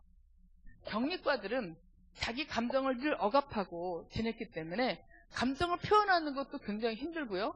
누군가가 어떤 힘든 얘기를 할 때 표현하는 것도 되게 힘들어요. 특히 격리과들이 어떤 게 있냐면 자기는 힘든 감정을 잘 안 만나려고 해요. 그래서 자꾸 억압하거나 누르고 표현을 안 하게 되는데 자기 아내나 혹은 남편이 자기 힘든 얘기를 부정적인 얘기를 막 하잖아요. 이 격리과들은 굉장히 힘들어합니다. 그러니까 아내 입장에서는 좀 이해받고 싶어서 말을 하는데 남편은 내 부정적인 감정도 힘들어서 안 만나는데 아내 것까지 만나려면 너무 힘드니까 거리를 딱 둬요. 그래서 아내는 하루 종일 남편 기다려서 여보 있잖아 오늘 이런 일이 있었고 이런 일이 있었고 막 그래서 내가 너무 힘들고 막 이런 얘기 해. 그러면 격리과인 남편은 지겨워 막 지금 그런 얘기 듣는 것 자체가 그럼 뭐라고 하냐면 나 지금 배고파 빨리 밥 줘 이렇게 말해요. 그러면 아내는 막 상처받아. 당신은 지금 내가 얼마나 힘든데 지금 밥밖에 몰라? 이 격리과와 밀착과는 어떤 때는 서로 이렇게 함께 잘하지만 서로 감정적으로 뭔가 일치되지 않고 공감을 못 받고 이해를 못한다라고 생각하면 두 사람이 무지무지 싸우게 됩니다. 자, 그러면 이런 사람들은 어떻게 부부 치료를 하느냐? 이 추종자와 도망자들을 어떻게 치료하냐면 추종자들은 남편 외에 다른 일을 뭔가 하게 해요. 교회에 봉사를 한다든가, 그렇죠? 성경 공부를 한다든가 이렇게 부흥회에 나와서 이렇게 집중 기도 시간을 갖는다든가 혹은 어떤 건전한 무엇인가를 배우러 다닌다든가 봉사활동을 한다든가 그러면 더 이상 남편에게 막 쫓아다니지 않아요. 그러면 남편에게 쫓아가지 않으면 도망자가 얼마나 궁금하겠어요? 이제 도망자가 이제 관심을 갖게 돼요. 한 예로 실제로 이랬어요. 하루에 10번 정도 남편에게 전화했어요. 여보 점심 뭐 먹었어? 아우 난 심심해 죽겠다. 몇 시에 와? 오늘 저녁에 당신 오늘 우리 치맥할까? 우리 영화라도 하나 보러 갈까? 막 하루에 10번씩 전화를 했었어요. 이 아내가 이제 상담을 받고 관심 있는 다른 걸 찾았어요. 그래서 전화를 10번을 하다가 5번을 하다가 3번을 하다가 한 번 정도를 확 끓였어요. 그랬더니 역전됐어요. 이 아내가 교수님 놀라운 일이 생겼어요. 무슨 일이요? 세상에 지구가 거꾸로 도나 봐요. 남편이 전화하고 저한테 오늘 점심 먹었냐고 뭐 먹었냐고 물어보는 거예요. 그래서 자기가 나 바빠 그래서 끊었대요. 자기가 너무 통쾌했다고. 늘 남편이 전화하면 나 바빠 끊어 막 짜증내고 이랬는데 자기가 나 바빠 끊어 이렇게 했다고 너무너무 기뻐하는 거야. 도망자와 추종자는 균형을 이루게 우리가 만듭니다. 그러면 두 사람 다 함께 건강하게 살아가기 때문에 친밀한 관계로 함께 따로 이렇게 가게 되는 거죠. 자, 그런데 그런 격리과, 친밀과, 또 이렇게 밀착과 이런 것들이 왜 생기냐면 친밀한 관계를 잘 가게 되면 문제가 안 생기게 되는데 어느 한쪽으로 치우치게 되는 걸 누가 먼저 시작하냐면 부모가 먼저 시작합니다. 자녀가 태어났을 때 이미 부모는 밀착과 격리과 이런 역기능적인 관계에 익숙해져 있기 때문에 자녀가 태어나게 되면 어때요? 그 자녀와 자기가 익숙한 방식으로 관계를 하게 돼요. 남편하고 아내하고 신혼 때 남편이 막 늦게 와요. 아내가 너무 심심해요. 그리고 남편한테 너무 화가 나요. 그리고 너무 외로워요. 막 이럴 때 아이를 딱 놔. 내가 이제 아이하고 놀면 되겠구나. 이제 남편이 와도 쳐다도 안 보고 아이하고 계속 막 이렇게 쇼핑도 같이 다니고 모든 일을 아이하고 함께 해요. 이런 것들은 이제 부모가 자녀를 관계하는 방식을 자녀들에게 학습해 주는 거고 똑같습니다. 말로 해주는 건 아니지만 행동을 통해서. 그리고 혼자 하는 시간도 있고 함께 하는 시간이 균형을 이루지 못하고 지나치게 어느 한쪽으로 치우치게 되는데 그게 대부분 부모의 편에 의해서 이루어지게 되는데 자, 이 편에는요 정말 얼굴만 봐도 알아요. 권사님은 자녀를 몇 두셨어요? 그러면 첫째는 영철이고요. 우리 둘째는 영숙이에요. 막 이래요. 자, 누구를 더 이뻐하는 것 같아요? 네. 얼굴 표정부터 달라요. 내 착한 자녀하고는 격리과, 내 둘째하고는 밀착과, 나하고 잘 맞는 자녀하고는 짝짝꿍이 잘 되고, 너무나 나하고 다른 아이, 시키는 대로 안 하는 아이는 격리과. 그래서 밀착과, 엄마나 아빠가 자녀 중에 누구 하나하고, 근데 부부가 친밀하면 밀착, 격리 이런 게 잘 안 생깁니다, 여러분. 왜? 부모의 편애는 부모의 미해결 문제에서 비롯돼요. 다 이쁨도 미움도 지하기 나름이다. 이 말 틀린 말이에요. 부모가 먼저 자녀를 만나기 때문에, 어른이 된 다음에 아이를 만나기 때문에 부모로부터 시작합니다. 나중에는 서로 주고받지만 자녀도 물론 잘못하는 게 있죠. 그러나 최초의 만남은 부모가 먼저 자녀에게 다가가게 되는 거죠. 그런데 이때에 이 밀착하는 자녀와 격리하는 자녀가 생긴다고 하는 것은 부모가 아이를 객관적으로 보지 못하고 자기 욕구 충족 대상으로 보기 때문에 그래요. 나를 위로해주는 아는 애는 너무 이쁘네. 내가 원하는 것을 할 줄 아는 애는 너무 이쁘네. 내 말을 안 듣는 애는 너무 미우네. 내가 시키는 대로 안 하는 애는 너무 미우네. 이렇게 내 욕구와 내 가치관과 내 대인관계 패턴에 따라서 밀착 대상, 격리 대상을 만들어가게 돼요. 자, 그러면 격리 대상이 된 아이들은 보면은 굉장히 독립적입니다, 여러분. 그래서 부모가 막 끼고 키운 애들보다 좀 놔킨 애들이 오히려 더 잘 사는 경우가 상당히 많은 이유가 뭐냐면 독립성이 발달되기 때문에 그래요. 그런데 이런 친구들은 자기 감정을 표현을 잘 안 해요. 그럼 뭔가 좀 이렇게 약간 냉철해요. 좀 차갑게 느껴질 수도 있어요. 또 어떤 면에서는 객관적이고 뭔가 중립적이고 이런 어떤 매력이 있기도 합니다. 그런데 밀착과에 익숙한 사람들은 좀 따뜻해요. 어쩌면 서로 만났을 때 인사도 막 먼저 하고 막 뭘도 막 챙겨드리려고 하고 막 많이 더우시죠? 커피 한 잔 드릴까요? 네, 되게 따뜻해요. 근데 격리과들은 그런 걸 잘 안 해요. 되게 이성적이고 감정을 잘 사용하지 않고 좀 무뚝뚝하고 필요한 말만 하고 좀 사무적이고 이렇게 약간은 경계심을 갖고 이렇게 하는 편입니다. 자, 여러분들, 우리가 부모가 우리 자녀를 대할 때 어느 한쪽은 막 붙어 지내고 어느 한쪽은 거리 두고 지내고 이렇게 하는 것은 정말 바람직하지 않습니다. 르우벤과 같은 아이를 만들어낼 수가 있어요. 르우벤은 엄마랑 밀착과에 해당이 됩니다. 너무 엄마하고 붙어 있었어요. 분화가 되지 않았어요. 계속 엄마로부터 독립되어지지 못한 거예요. 반대로 마찬가지로 방임되어진 아이도 비슷한 현상을 갖게 되죠. 자, 그래서 우리가 부모가 지나치게 정서적으로 관여하거나 너무 많은 걸 막 알려고 하거나 또 아이에 대해서 너무 관여를 많이 하고 간섭을 많이 하고 통제를 많이 하고 부모가 시키는 대로 따라와 주기를 원해. 그런데 그런 아이들은 되게 착하고 엄마 말씀 잘 듣고 아빠 말씀 잘 듣고 너무 이뻐하는데 그러나 속으로는 많이 억압돼 있으니까 이 아이들이 독립할 수 있도록 부모님들께 조금 허용해주고 좀 이렇게 통제하는 걸 조금 느슨하게 해줄 필요가 있어요. 반대로 격리과는 약간 방임합니다.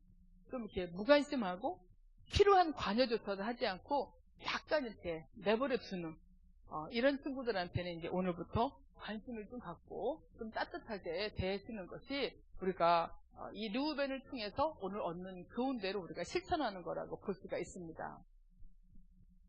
자, 여러분. 자, 그 다음에 우리가 이 자녀를 어떻게 대할 것인가를 생각해 보면, 욕구가 결핍된 부모들일수록, 잘 들어보세요. 욕구가 결핍된 부모들일수록 자녀에게 바라는 게 많아요. 왜 그러겠어요? 자녀를 통해서 내가 그 욕구를 채우려고 하기 때문에 그래요. 좀 뭔가 언니한테 밀린 동생, 자녀가 뭘 잘해서 그걸로 내 뽀다구를 좀 채우고 싶어 할 수도 있겠죠. 좀 뭔가 내 인생에서 뭔가 막 안 풀려서 재미가 없었는데 내 자녀가 뭘 잘해서 뭔가 살맛이 날 수도 있고 이런 것들이 약간은 괜찮은데 너무 과도하게 거기에 애착이 떠나서 집착되어 있게 되면 우리 자녀들은 부모님 대신 사는 그런 존재가 되어버리게 됩니다. 자, 여러분, 우리 자녀가 무엇을 잘하든 못하든 말을 잘 듣든 안 듣든 이것에 따라서 자녀를 사랑하는 것이 아니라 우리 자녀가 이 나이에 따라서 필요한 것을 우리가 공급해 줄 줄 알아야 되는 거죠. 우리는 청지기입니다. 하나님께서 우리한테 맡겨주셨어요. 하나님께서 우리한테 맡겨주신 역할을 1살에 맞게, 10살에 맞게, 15살에 맞게, 20살에 맞게 그 나이에 맞는 것들을 우리가 제공해주고 친밀한 관계를 하면서 어쩌면 우리가 결혼할 때 자녀를 어느 정도 키워서 배우자에게 손을 건네주듯이 우리 자녀를 어느 정도 키워서 이제 스스로가 자발적으로 하나님과 만날 수 있는 나이가 될 때까지 우리가 아이와 함께 친밀하게 지내서 하나님을 알게 도와주고 그리고 스스로가 하나님을 만날 수 있도록 안내자의 역할을 우리가 하는 것이고 그 연령에 맞게 우리가 무엇인가를 공급하는 것을 하는 것이 바로 부모 역할입니다. 아멘? 네. 따라서 자녀가 나이가 아무리 많아도 우리가 할 일이 있습니다. 나이가 아무리 어려도 우리가 할 일이 있습니다. 정말 이것을 객관적으로 보면서 내 욕구를 채우기 위해서 아이를 키우는 것이 아니라 지금 아이에게 필요한 것을 내가 공급해 줄 줄 알고 아이가 원하는 것을 내가 분별해서 제공해 줄 줄 알고 이런 역할을 하는 것이 이게 건강한 부모 역할이다 이렇게 볼 수 있습니다. 자, 여기가 우리 다 같이 여기 한번 읽어볼까요? 시작! 부모가 원하는 것을 했을 때 사랑해주는 조건적 사랑이 아니라 자녀를 독립된 인격체로 대하고 자녀의 존재 자체를 사랑하는 게 필요하다. 주님이 우리에게 주시는 사랑처럼. 아멘? 네. 부모는 자녀를 소유하면 안 되죠. 우리 자녀 누구 거예요? 네. 그럼 왜 우리한테 어떤 거 하라고 맡기셨어요? 자녀가 클 때까지 우리가 돌보라고 맡기셨죠. 우리는 우리 자녀 연령에 따라서 필요한 만큼 우리는 제공해주고 돌보는 역할을 우리는 하면 되는 것입니다. 자, 이거 다 같이 읽어보도록 할게요. 왜 그러냐면 우리는 조건적 사랑이 편애를 일으키거든요. 조건적 사랑이 자녀를 평가하게 되거든요. 뭐뭐 했으니까 너는 사랑스러운 애야. 너는 뭐뭐 했으니까 너는 우리 집의 자랑이야. 뭐뭐 했으니까 너는 멋있어. 뭐뭐 안 했으니까 너는 못된 애야. 뭐뭐 안 했으니까 너는 이래. 이런 조건적 사랑은 그리스도인의 사랑이 아닙니다.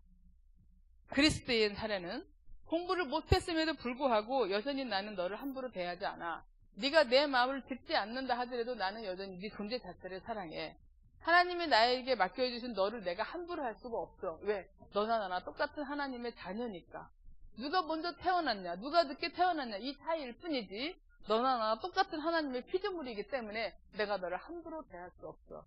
내가 기분이 지금 아무리 나쁘지만 내가 지금 아무리 화났지만 내가 너에게 함부로 아무 말이나 할 수가 없어. 이게 바로 우리들의 자세여야 돼요. 하나님을 믿는 사람들은 자녀를 어렵게 대할 줄 알아야 되고 특히 청소년 자녀를 두는 부모들은요 옆집 아저씨, 옆집 아줌마 대해야 돼. 조심스럽게 대해야 돼요. 자, 오늘 집에 가가지고 지금 9시 넘어서 집에 가실 텐데 청소년 자녀가 막 게임을 하고 있어요. 그럼 어떻게 해야 돼요 우리가? 아이고 게임이 재미있으세요. 네. 정말 조심스럽게 정말 우리 아이 하나하나를 인격적으로 대해주고 함부로 말하지 않아요. 내일 꼭 나오세요 여러분. 네, 오늘 못 나오신 분 내일 꼭 모시고 오세요. 내일은 막 이 말하는 방법에 대해서 막 얘기를 할 거니까요. 네, 자 이거 같이 우리 한번 읽어봐요. 시작. 뭐뭐 때문에가 아니라 뭐뭐 함에도 불구하고 사랑하는 사랑을 해야 하는 것이지요. 네, 이게 바로 존재적 사랑입니다. 하나님이 우리에게 주시는 사랑을 우리가 우리 자녀들에게 한번 따라해 보는 거죠. 자, 뭐뭐 함에도 불구하고 거기에 붙이면 굉장히 많습니다. 내일 시험 보는데 늦잠을 자는데도 불구하고, 그렇죠? 살찌는데도 자꾸 먹고 있음에도 불구하고, 또 엄마가 이거 하라고 하는데도 안 함에도 불구하고, 아빠가 이렇게 하라고 하는데도 안 하는데도 불구하고, 함부로 대하지 않는 거. 야단은 칠 수 있어요. 행동을 야단칠 수 있지만 존재를 무시하거나 너는 왜 늘 그 모양이지? 너는 왜 늘 하는 게 그러니? 너는 정말 믿을 게 없어. 너는 뭐 잘하는 게 없어. 존재를 함부로 깎아내리는 것은 아무도 해서는 안 되는 행동입니다. 나는 네가 게임 좀 그만하면 좋겠어. 이제 이것 좀 하면 어떡해? 학원을 빠지지 말고 네가 열심히 하면 더 좋지 않겠니? 이런 건 좋아요. 너 왜 이것도 안 했고 저것도 안 했어? 이렇게 좀 해봐. 이런 건 좋아요. 하지만 너는 늘 이 모양이야. 너는 하는 게 늘 그래. 네가 잘하는 게 뭐 있어. 이런 거 다 존재를 건드는 말이에요. 너는 정말 한 번도 엄마 아빠 마음에 들은 적이 없어. 얼마나 이게 이런 것들이 무서운 말이에요. 존재에 대해서 그렇게 깎아내리는 말은 우리가 절대로 어떤 경우에도 해서는 안 됩니다. 우리한테는 그런 권한이 없습니다. 존재 자체에 대한 평가는 하나님만 하십니다. 어느 누구도 행동, 결과에 대해서는 평가할 수 있으나 존재에 대해서 점수를 매기거나 함부로 대하는 것은 해서는 안 됩니다. 우리 하나님을 두려워합시다. 내가 화가 난다 할지라도, 내 기분이 아무리 상했다 할지라도 내 입에서 나가는 말, 내 표정에서 나가는 거, 사람을 함부로 대하지 않는 거, 내 자녀, 특히 어린 자녀들에게 내가 존중하지 않는 거, 이것이 얼마나 하나님 앞에서 내 맘대로 하는 행동인지 우리가 꼭 기억을 해야 합니다. 어떻게 내가 감히 하나님 앞에서 표를 지켰습니까? 어떻게 내가 하나님 앞에서 내 자녀를 함부로 대하겠습니까? 어떻게 내가 하나님 앞에서 하나님의 자녀인 얘를 내가 이렇게 미워하고 이렇게 야단칠 수가 있겠습니까? 여러분이 이렇게 항복하고 울면서 회개하는 그런 마음의 심령이 드시기를 간절히 원합니다. 자, 건강한 본문은 이제 우리 성도님들이 오늘 이제 두 번째 날이라 지금 또 피로감이 생기죠? 오늘 좀 일찍 끝내도록 할게요. 이게 이제 총정리입니다, 여러분. 자, 친밀한 부부관계를 해야 된다 그랬어요. 부부가 팀워크가 좋으면 어떻게 된다? 부모 역할이 질이 높아진다. 그렇죠? 부모가 팀플레이를 잘해야 자녀들을 더 잘 키울 수 있다. 서로가 격려도 하고 때로는 서로 막 스트레스 받을 때 서로 이제 막 이렇게 좀 뭐라 그럴까 그런 거 있잖아요. 진짜 나 중학교 2학년 빨리 넘어가면 좋겠어. 맞아. 나도 그래. 진짜 힘들다. 저도 힘들겠지. 우리도 힘드네. 이렇게 같이 맞장구도 쳐가면서 서로 이렇게 힘내게 하는 거 참 좋습니다. 저도 우리 애는 잊어버렸는데 저는 기억이 나요. 막 가방에서 막 담배가 나오고 막 뭐였더라? 다른 학교 막 이름표가 나오고 막 그래서 깜짝 놀랐어요. 저희 남편이 뭘 찾다가 그걸 발견했어요. 아침에 발견했는데 이제 출근해야 하니까 저녁에 와서 얘기를 하자. 그리고 이제 저한테 살짝 뒷짓말 해줬어요. 그럼 저녁에 이제 시간을 내서 얘기를 해보자. 이제 그랬어요. 자, 이제 불렀어요. 네 가방에서 담배랑 라이터랑 나오게 된 것에 대해서 한번 얘기를 해달라. 그랬어요. 그랬더니 저도 엄청 당황을 했죠. 그게 나왔을 거라고 생각도 못 했는데. 근데 우리는 너무너무 궁금하잖아요. 걱정도 되고. 그런데 얘기를 쭉 들어보니까 이제 남편하고 이제 저하고 얘기를 이렇게 같이 듣는데 듣다가 남편이 화나면 남편이 표장하고 제가 선수 입장하고 그 다음에 제가 듣다가 열받잖아요. 야 진짜 난 표장해. 그럼 당신이야 이제 들어와 이렇게 우리가 둘이 선수 교체를 하면서 2시간 가까이를 그 담배와 라이터의 사건에 대한 해명을 들었어요. 근데 만약에 우리가 막 조급했더라면 우리 아이에 대해서 막 함부로 대했더라면 그날 어때요? 우리가 무지무지 야단을 쳤겠죠. 막 뭔가 추측하고 막 이렇게 하면서 너 담배 파니? 너 도대체 뭐하고 다닌 거야? 이러면서 막 그랬죠. 참 얼마 전에 그 얘기를 한번 하더라고요. 자기가 진짜 자기를 함부로 대해주지 않았다. 부모님이. 되게 기뻤어요. 얼마나 노력했는데요. 저는 화나가지고 제 입에서 막 무슨 말이 나가려고 하면 화장실에 들어가서 막 찬물로 막 세수하고 무지무지 노력했거든요. 근데 그거를 알더라고요. 그래서 제가 굉장히 기뻤고 막 고마웠어요. 근데 그때 그 담배와 라이터가 왜 가방 속에 있는가를 정말 정확하게 이해하는데 한 2시간 가까이 걸렸는데 그때 우리 둘이 선수 교체를 하지 않았더라면 아마 누군가가 폭발을 했을지도 몰라요. 뚜껑이 막 열려가지고. 여러분들 이거 제가 꿀팁으로 드릴게요. 부부가 한 팀으로 이렇게 팀워크 잘해서 이 자녀를 훈육하면 한 사람이 뚜껑이 올라오려고 하면 이제 선수 교체, 후보 선수로 있다가 이렇게 하게 되면 자녀한테 함부로 말하지 않으면서 함부로 대하지 않으면서 내 자녀는 하나님의 자녀입니다. 내 것이 아니라 우리한테 권한이 없어요. 함부로 대하면 안 돼요. 그러니까 어때요? 꼭 참고 나를 막 다스리면서 해야 되는데 듣고 보니까 정말 정말 별거 아니었어요. 자기 반 애가 아빠가 담배 장사를 하는데 걔가 이 담배 한 보루를 갖고 가지고 자기 반 애들한테 소매를 했나 봐. 자기 아버지 것을 함부로 이렇게 한 보루를 훔쳐다가 소매를 했는데 얘가 이제 그 간부니까 얘한테 소위 말하면 뇌물로 준 거예요. 그 라이터까지 같이 이제 곁들여서 뇌물로 주고 내가 소매하는 거를 선생님한테 말하지 마라. 이렇게 얘는 받아놓고 잊어버리고 있었어요. 그래서 이제 담배를 펴봤냐. 그러니까 한 달 가지고 이렇게 여러 이렇게 한 모금씩 이렇게 했대. 근데 자기는 담배가 체질이 안 맞더래. 그래서 그 뒤로는 안 했대. 그래서 우리가 가슴을 쓸어내렸지. 체질이 안 맞게 참 다행이다. 그랬더니 아빠가 거기서 뭐라냐면 담배 피우고 싶으면 아빠한테 배워라. 아빠가 자세하게 가르쳐줄게. 담배 피우고 싶으면 언제든지 말해. 아빠가 가르쳐줄게. 그랬더니 아빠 걱정하지 마. 난 체질이 아니야. 지금까지 담배에 손은 안 대더라고요. 안 맞대. 자기 이렇게 몸에 안 맞대요, 담배가. 어쨌든 그런 일이 이제 뇌물로 받은 그런 것들이. 근데 사실은 우리 자녀들도 여러분들의 자녀들도 그럴 거예요. 학원 빼먹었다가 막 야단부터 먼저 치지 마시고요. 무슨 일이 있었는가를 우리처럼 이렇게 선수 교체해가면서 인내심을 갖고 들길 바래요. 애들 얘기 들어보면 나름대로 다 사연이 있어요. 오늘 왜 빼먹었어? 친구가 배가 아파서 친구네 집에 데려다 주다가 시간이 늦었는데 시간이 늦으면 들어가면 선생님한테 맞거든. 근데 맞는 게 싫어서 그냥 늦은 김에 친구들랑 놀다가 집에 왔는데 그럼 일찍이라도 집으로 오지. 엄마한테 혼날까봐 그냥 학원 끝나는 시간 일부러 맞춰가지고 공부한 척하고 왔는데 학원 선생님이 집으로 전화한지는 몰랐지. 그랬어.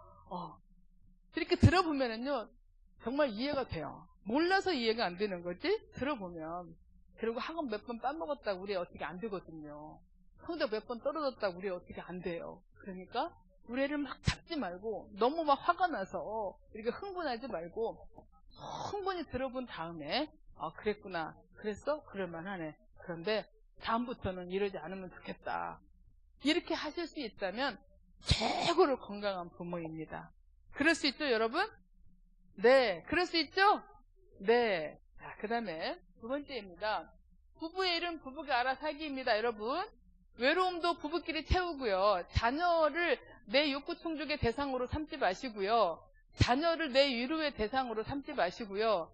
자녀를 내 남편 대신 삼지 마시고요. 자녀를 내 아내 대신 삼지 않기를 바랍니다. 네. 남편 대신 심리적인 남편으로 자녀를 삼고 있고 아내 대신 내 자녀를 심리적인 아내로 삼고 있고 또 이웃집 사람을 혹은 술을 혹은 일을 무엇인가를 내 배우자보다 더 가깝게 더 친하게 지내고 있다면 지금 그것은 다 잘못된 것입니다. 남편하고 가장 친한 사람은 아내여야 되고 아내하고 가장 친한 사람은 남편이어야지 됩니다.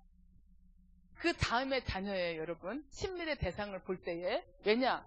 어른 부부끼리 나눠야 될 얘기와 자녀끼리 나눠야 될 내용이 따로 있어요. 자녀를 부부 세계에 너무 끼워넣게 되면 자녀 세계가 훼손되게 돼요.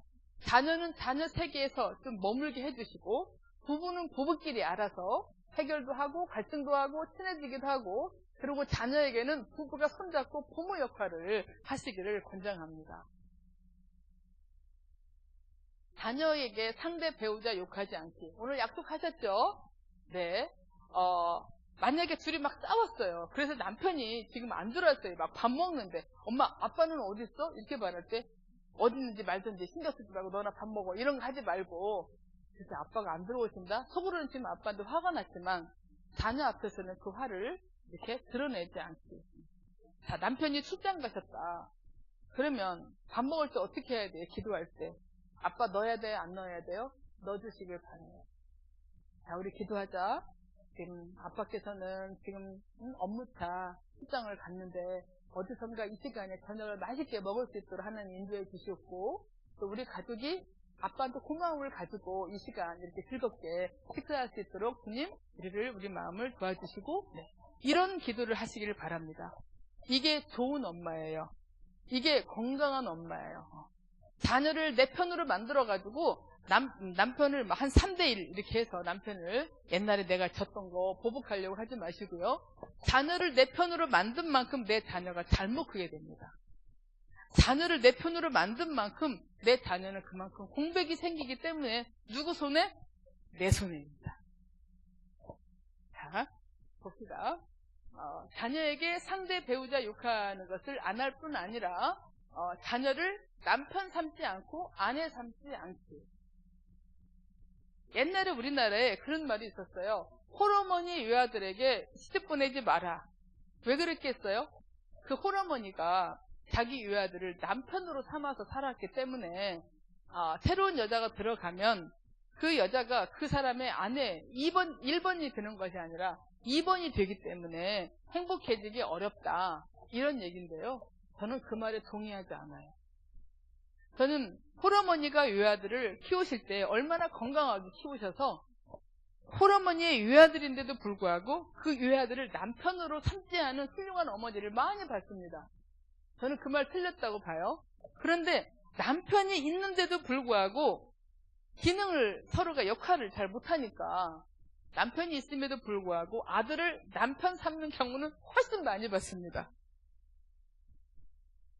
반대로 아내하고는 안 친해요. 그런데 딸하고 너무너무 친해요. 아내가 질투할 정도로 그런 얘기를 많이 합니다. 자기보다 자기 자녀하고 더 가까워졌을 때 뭔가 이렇게 외면당하는 느낌? 뭔가 이렇게 투명인간 대하듯이 이렇게 대하는 느낌? 이런 느낌을 받는다고 그래요. 참 심리적으로 묘합니다. 그분은 너무나 묘해서 아내가 남편을 보복하는 가장 좋은 방법은 자기 자식을 자기 편으로 만들어서 아빠를 싫어하게 만드는 거예요. 너무나 무서워요. 그런 과정들을 이제 우리는 상담할 때 하나씩 살펴서 이렇게 다 풀읍니다. 막 실타래 풀듯이 풀어가지고 질서를 다 잡아놔요.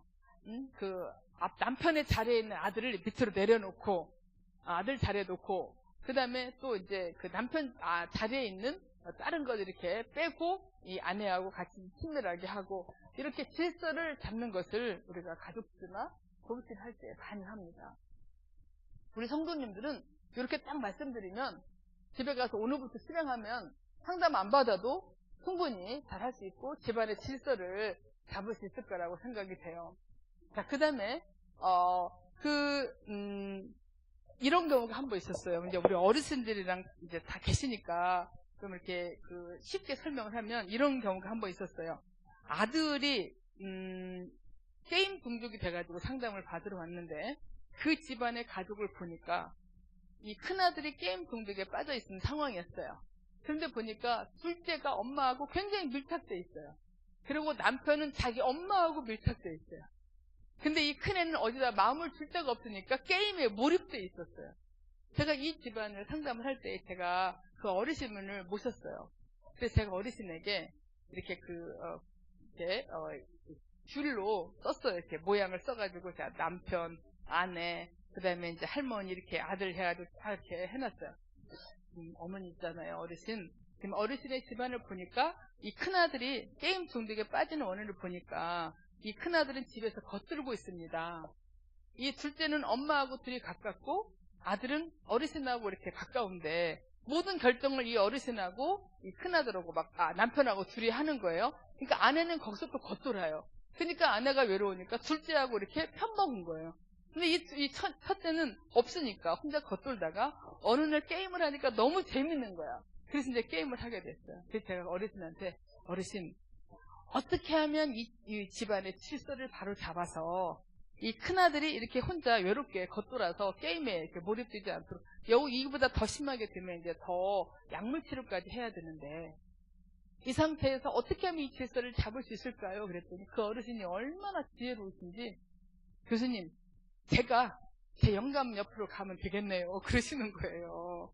그래가지고 이제 귤로 이름을 써가지고 이렇게 제가 가게 되도록 그랬는데 그 남편과 아내 사이에 이 할머니가 있었거든요. 남편 옆에 딱 붙어 있었으니까 여기 칠판이 있으면 제가 표시를 하는데 딱 붙어 있었어요.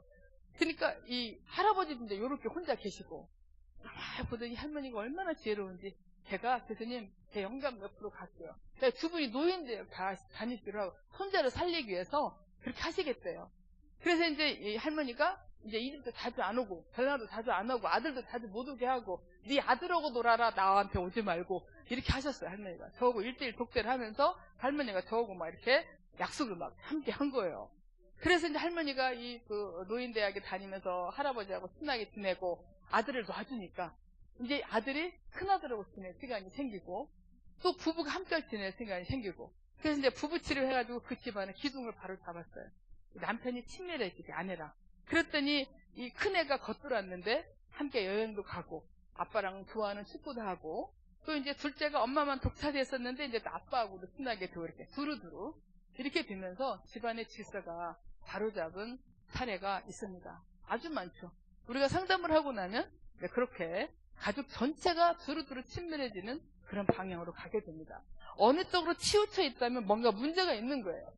어느 쪽으로 치우쳐 있다면 지금 내 마음이 힘든 거, 상처, 어떤 미해결 문제 이것들로 말미암아 그렇게 한쪽에 치우쳐 있는 것이니까 그걸 풀어야 됩니다. 자, 그 다음에 자녀를 편애하지 않고 두루두루 친밀하게 지내기. 아까 우리가 했던 것처럼 뭐뭐 때문에 사랑하는 것이 아니라 뭐뭐 함에도 불구하고 사랑하기. 그냥 그 존재 자체를 사랑하기. 왜? 하나님의 자녀니까.